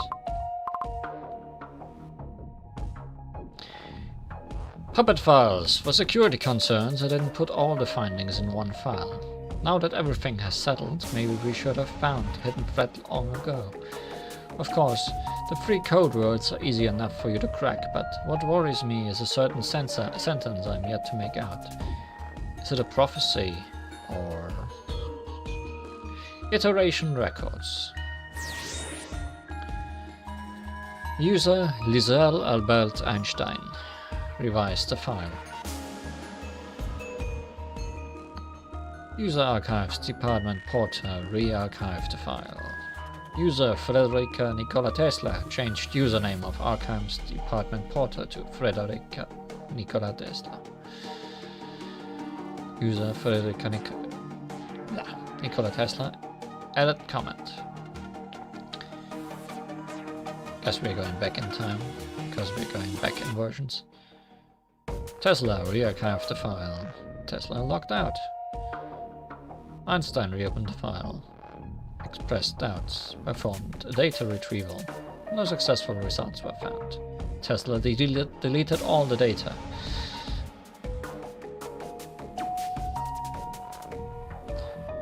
Archives Department Porter added entry Xiang Shu.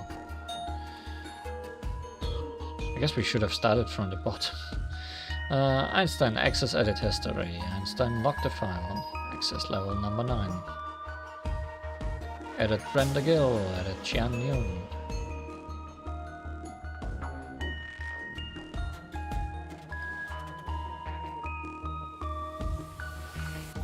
All the things adding. Locked file 1. Hopefully these are more coherent. John Doe, male, 20 years old. Reported by Seele Follerai. Investigation report. Seele Follerai found John Doe's personal belongings at the scene of the Mecha rampage and confirmed his identity as a junior. In his rented apartment, Seele Follerai found Appendix 10064-1 with a broken puppet, inside which a hasher core with low energy level has been found. According to the transcript of the conversation between Seele Follerai and Brenda Gill, follow-up investigation, John Doe is dead. It's unclear at the moment whether he was involved in the Mecha rampage. The conversation with his guardians did not indicate that John Doe had any abnormal behavior before his disappearance. The reason for his capture by the Hushoff dominance requires further investigation.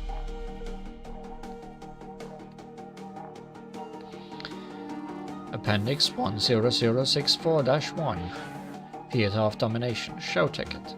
Featured Silly Jack. Silly Jack loves his pumpkin. He hacks his precious pumpkin and it bites off his head. Please update the John Doe and Brenda Gill reports in a timely manner. There have been many delays in related matters. Do keep in mind the lessons we have learned from the consequences of late info update on Accident Report 10042, the Archives Department.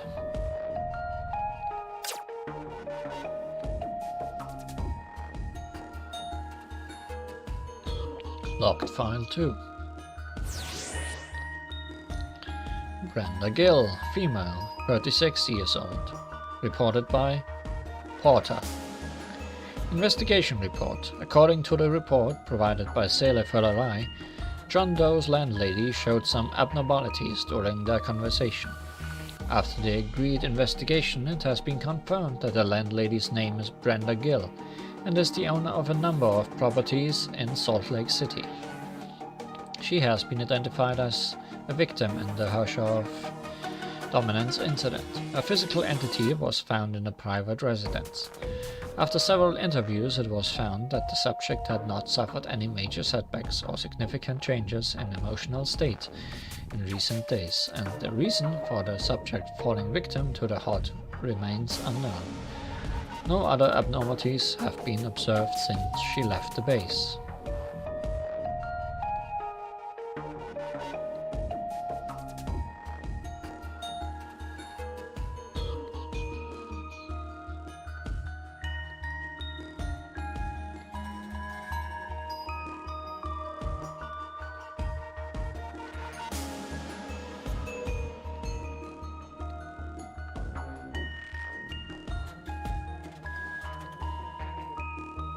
Interesting. Talking about both series.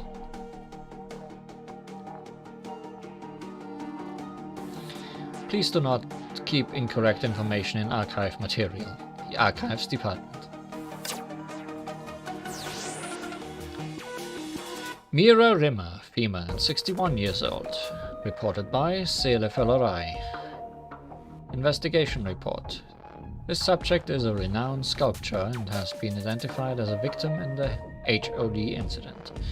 She was found in her workshop in an abnormally manic state of mind and violently resisted any rescue attempts carried out by the investigators. After the Herrscher core was removed, the subject had returned to normal. It is noteworthy that Mira Rimmer tends to turn into a mental state similar to that in which she was first found when referring to the Master of Monsters and the related court. A notebook with the texts written in an unknown script was found in Mira Rimmer's workshop. After several sessions of psychological counseling, she has begun to cooperate with the investigators and interpret the contents.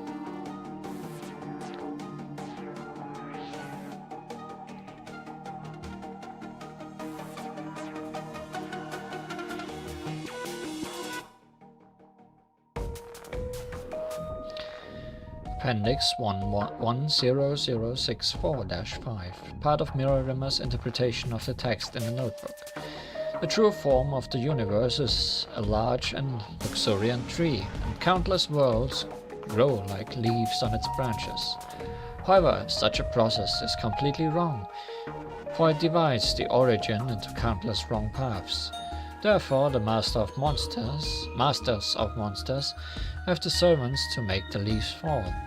Ultimately, all will return to the roots at the will of the Masters of Monsters. In any period of history, a kingdom of deities is always a kingdom of despair. However, the Masters of Monsters made it different. They reveal the genesis of all and guide the devotees to their origin. They give no lies about the reality of the afterlife, but only the empowerment of the utterly rational ultimate answer. The Masters of Monsters are not a mystical creation. They will never play with the unknown to delude the faithful. The spirit of eternal immortality always leads to the origin, the promised land for all souls.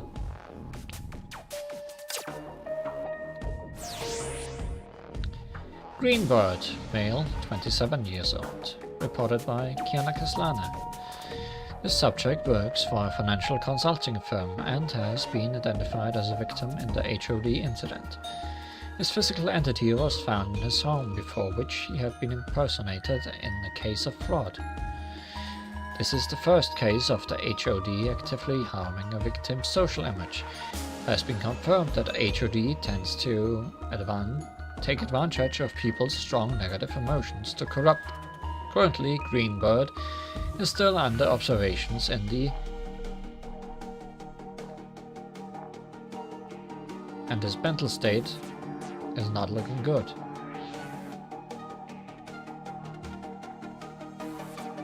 Formatting, bad. ...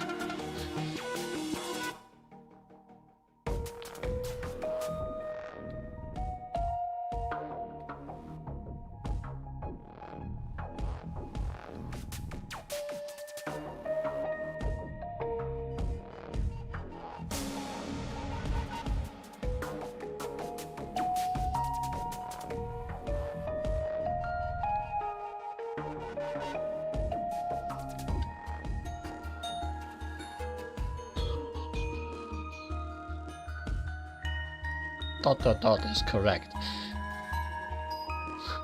Balulada is also correct.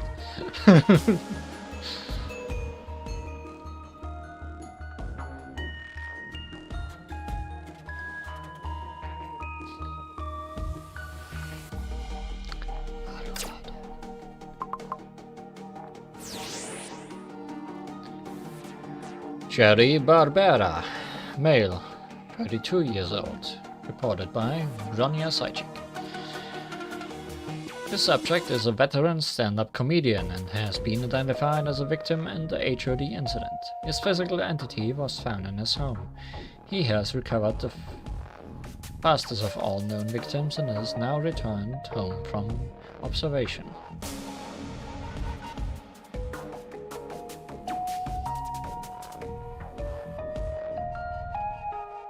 That's too many Fs.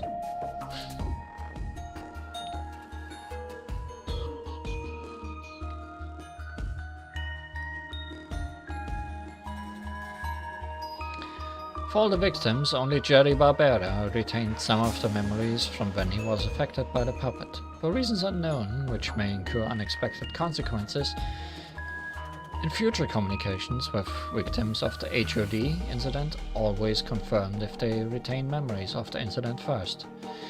In addition, according to Bronya Sajcik's report, the HOD possesses the ability to take other hashers' power, but the mechanics of it remain unknown. Appendix 10064-4. Transcript of the conversation between Xiang Qingshu and Jerry Barbera.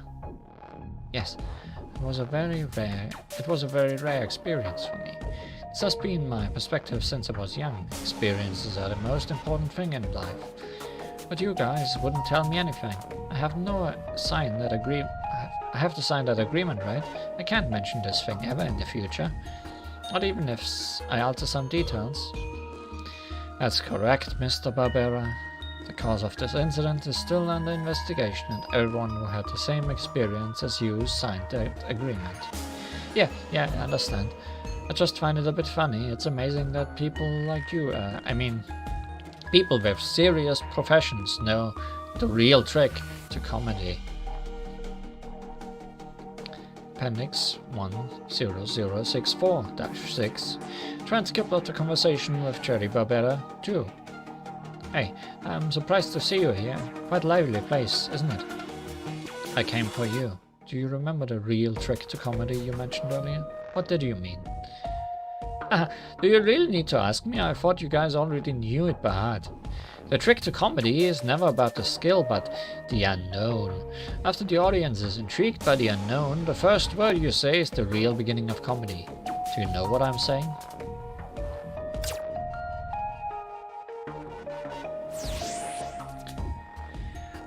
Laura Stewart, female, 21 years old.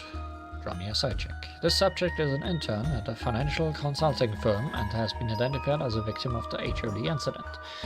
A physical entity was found in her dormitory. Laura Stewart and Greenbird work for the same company and know each other. Moreover, they had a brief contact in the base, after which Greenbird's mental state improved greatly, while Laura Stewart's mental state deteriorated again. Still controllable though, for unknown reason.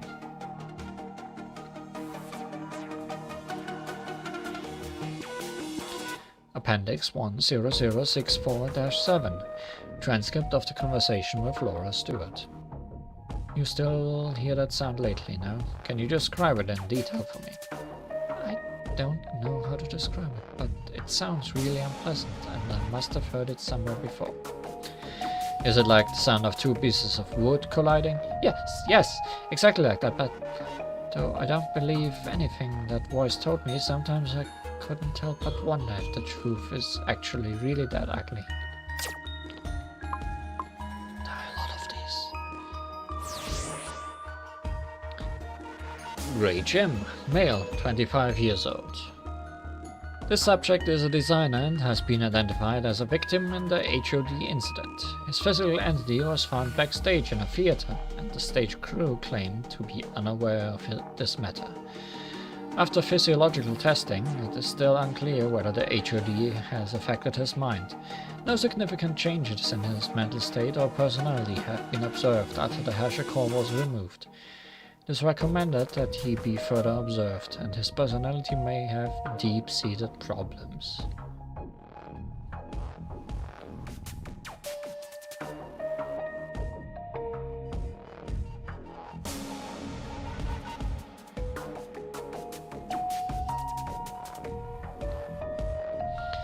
Appendix 10064-8. Contents of Grey Jim's suicide note. Everything I could see before then was unknown. To live long in this world is the reward I deserve.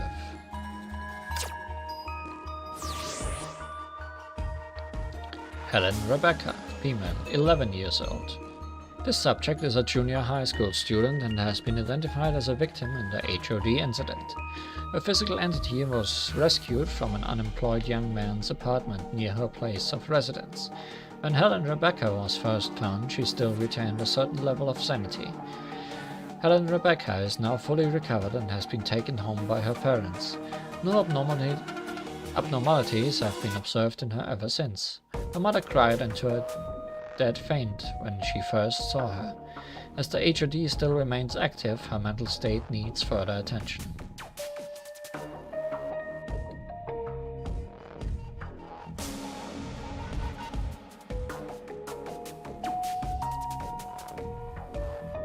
Helen Rebecca recovered well in the follow-up psychotherapy.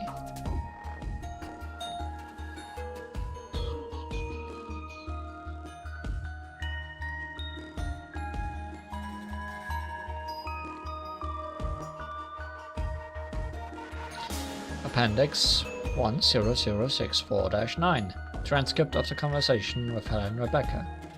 Sweetie, where's the girl you've mentioned? What are you talking about?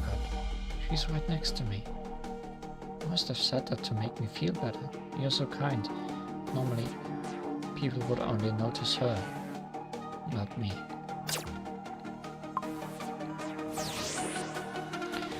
Lily Pickle, female. 863 years old. No. 63 years old? 3 years old? What part of this is dashed out? Really. This subject has been identified as a victim in the HOD incident. A physical entity was recovered by a certain subgroup of the Congress and the core was sent to Salt Lake Base. Related investigations are ongoing, but with little success at the moment.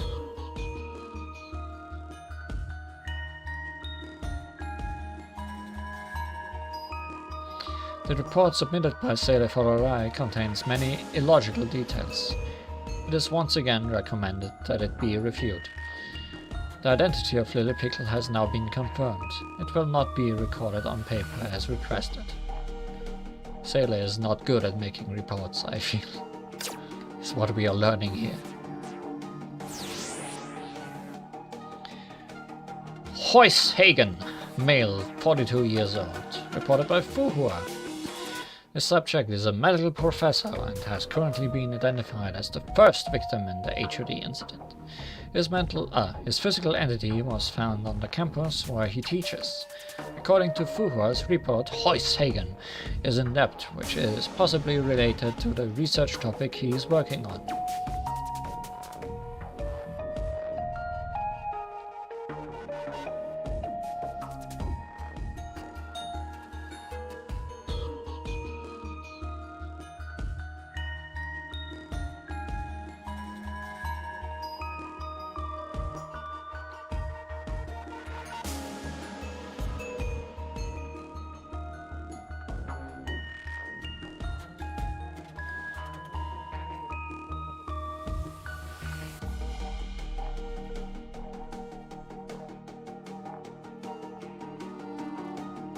Hoyce Hagen's mental state has been returned to normal.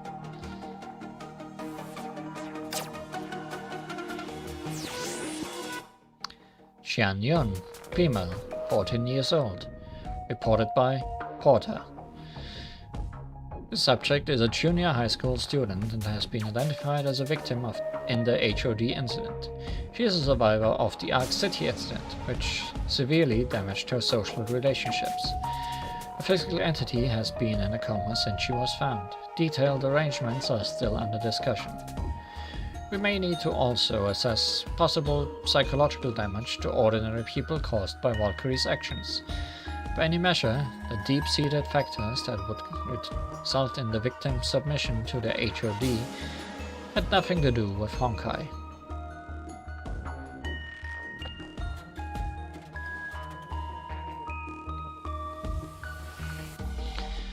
Appendix 10064-10. Transcript of the phone call with Qian Seng. Yes. This is Chen Yun's father. You found her body? No. She's in a coma due to an accident. You may wanna... Oh, sorry. I misheard you. You called the wrong number. But you just said... Hello? You still there?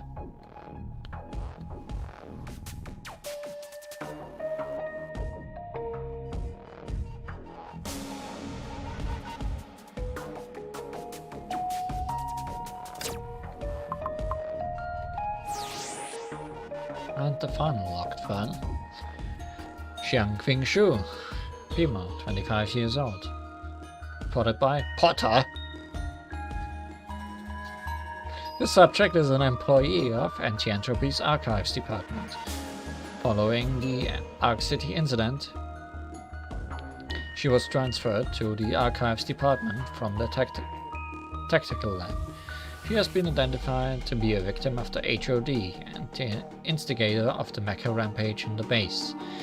During the HOD incident, Xiang Qing-shu was responsible for collating the information of known victims and voluntarily applied to join the field investigation.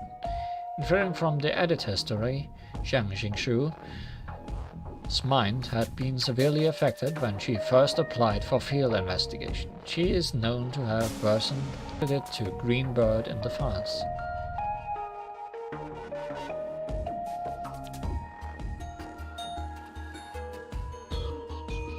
The subject displays drastic depression after the harsher core removal and is under further inspection in the base. Appendix 10064-11. Transcript of the conversation with Xiang Qing-shu. The core has been stripped away from you. You'll no longer be under his influence.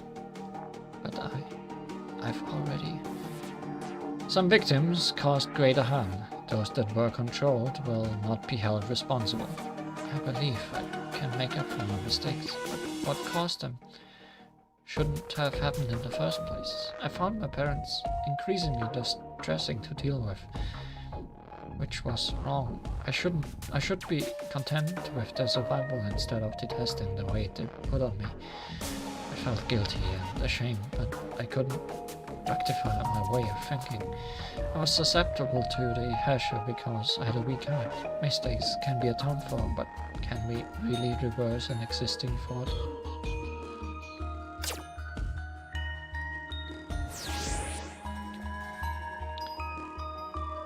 Well, 20 years old. Sailor Follower found John Doe's personal belongings at the scene of the mecha rampage and confirmed his identity as a junior. Found appendix. Is this? Are these the same, but without?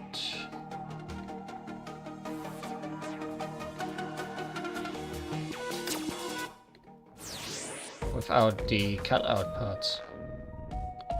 And a comment at the end, I guess. As of now, a significant portion of the intel about the HOD is still in the hands of the World Serpent. If you can obtain more detailed information, we may be able to find out how he was captured by the HOD. I have nothing to say about Rendergill. Some supplementary info. Rendergill seemed to have developed a sudden interest in investigating mysteries after leaving the base. She is currently running around working on the mysterious suicide of Tenant John Doe, which is possibly pointless, but at least keeps her busy. About Mira Rimmer.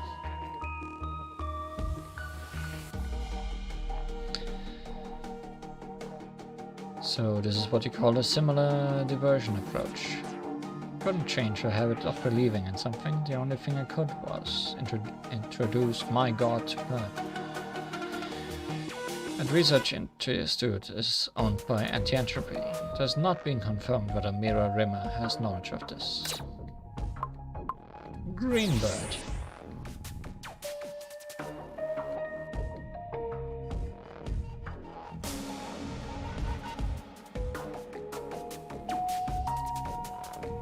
He's not fully recovered yet, is he? I want to go there to hear his pet phrase. Dr. Tesla, please remember that acting on impulse was the reason why you are organizing the files. Oh, Tesla.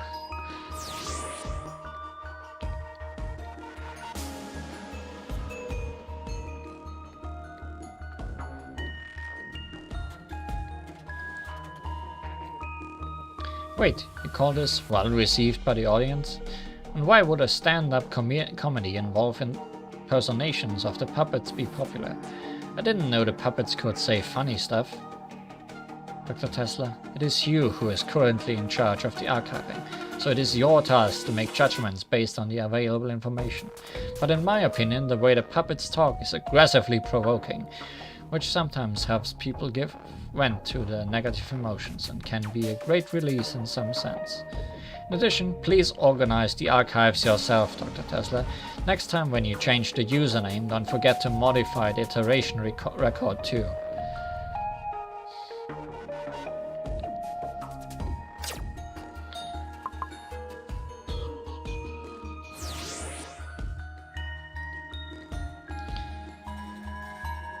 Should be enough. I don't have all day for this, so when exactly will this Greenbird's financial dispute be resolved?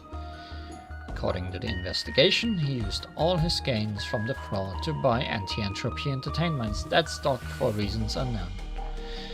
Which means the money has become part of the research funding for the new mecha program. In other words, you have spent all the money. Huh. So it's my fault. And why are we talking in comments? Aren't you right near me? Dr. Tesla, it has been proven that if you are not mentioned in the file, you will never open this interface. Tesla!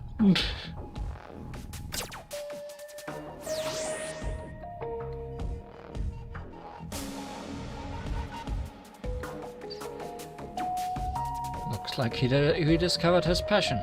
Good for him. Perhaps we can try the same guiding method on the other victims. Learning how to paint iridescent black would be better for him.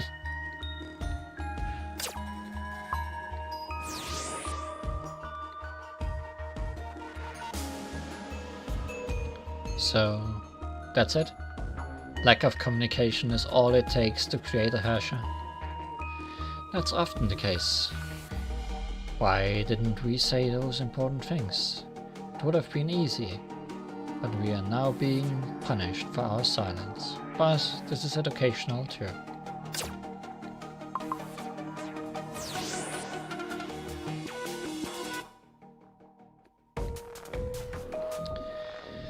She's probably not the only old lady to mistake herself for a lass. Didn't you ask me to organize the files? Shut it, will you?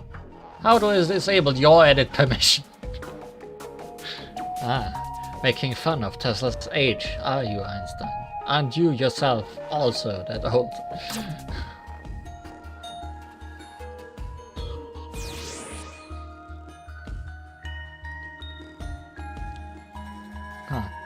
Do you really think that having him sort files all day makes him one of us?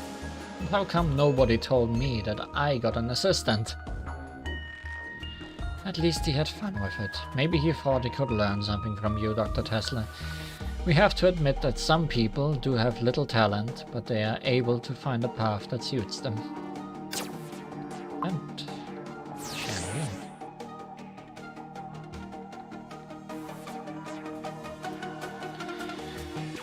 I deleted a little something I said in the transcript. It was not very ladylike. The little girl is much tougher and braver than her father. It is true that Kiana had been a big help, but the little girl had shown the strength of character that was even stronger than most adults during her recovery. To make people think you are ladylike is a completely pointless attempt, Dr. Tesla. Let's be efficient and give it up. Anyway, since he has shown repentance, we should give him another chance. One may be able to come through this crisis alone, but only by helping each other can we avoid the next crisis. You sure are not helping each other.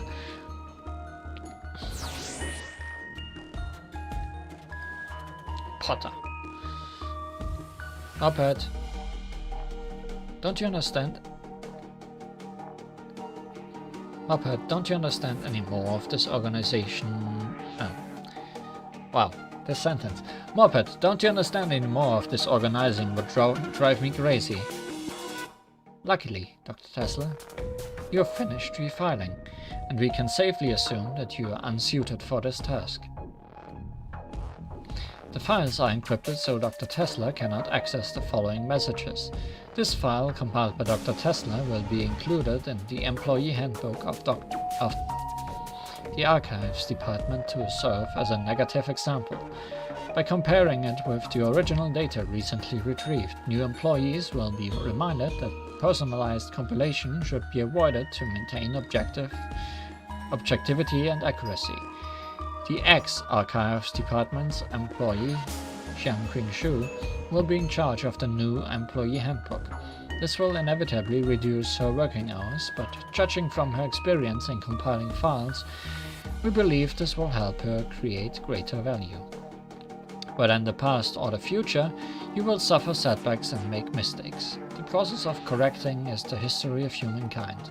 The power to rise from setbacks is the spirit of humankind. We will not be defeated. This is my second reminder. Well said, Moped. It would be better if you managed to suck less at encrypting and don't even think about that handbook.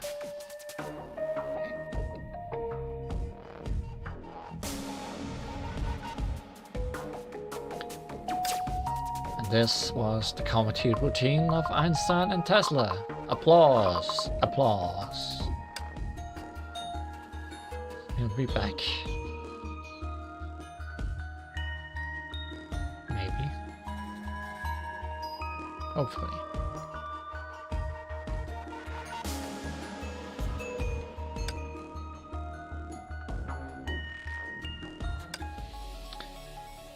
This is a bonus mode in this current story,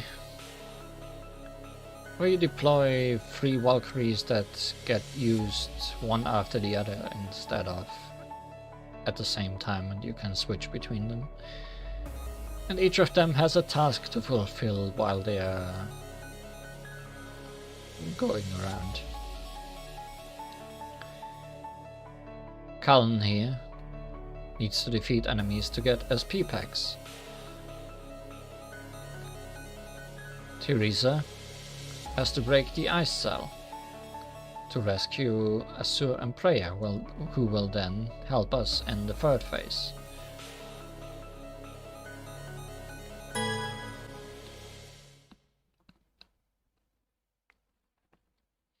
There was also a first round of this with the first chapter.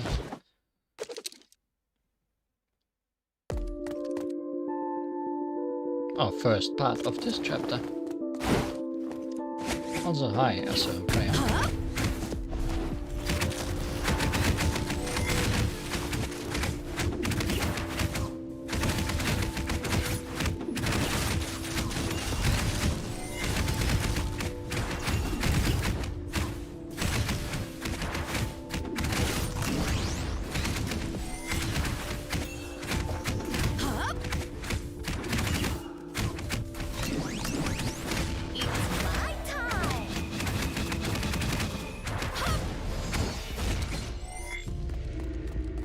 And then she gets frozen. And we switch on Teresa. Fire damage does more damage to this ice crystal. And those enemies are kinda helping more than they hurt. And now Himiko can fight the final round with the help of Azure and Freya.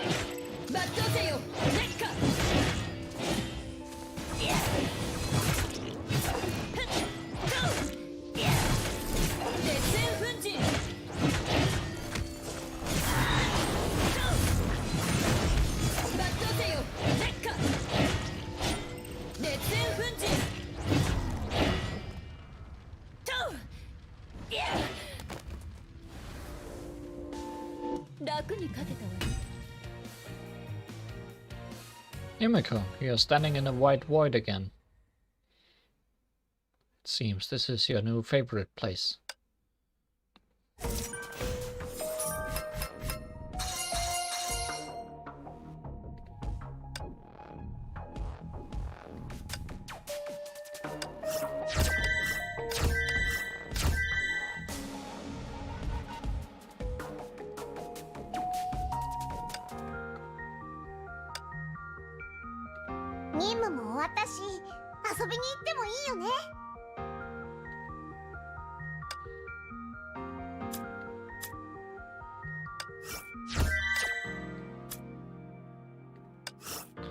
And we got Radiant Blaze, the blue-eyed Kiana costume.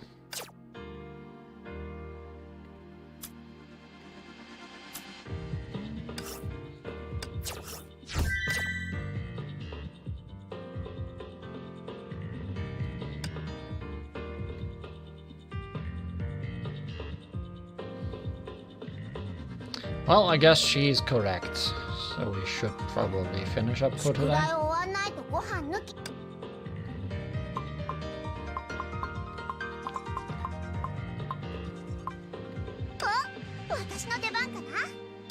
Summer's over, Kiana.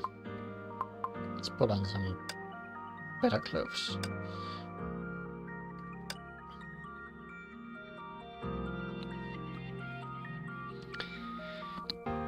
Well, at this point, thank you for watching today's stream.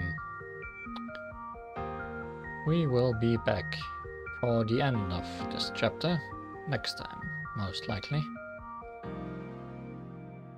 I'm a little bit concerned about there not being any rewards left, but maybe I'm just thinking too much.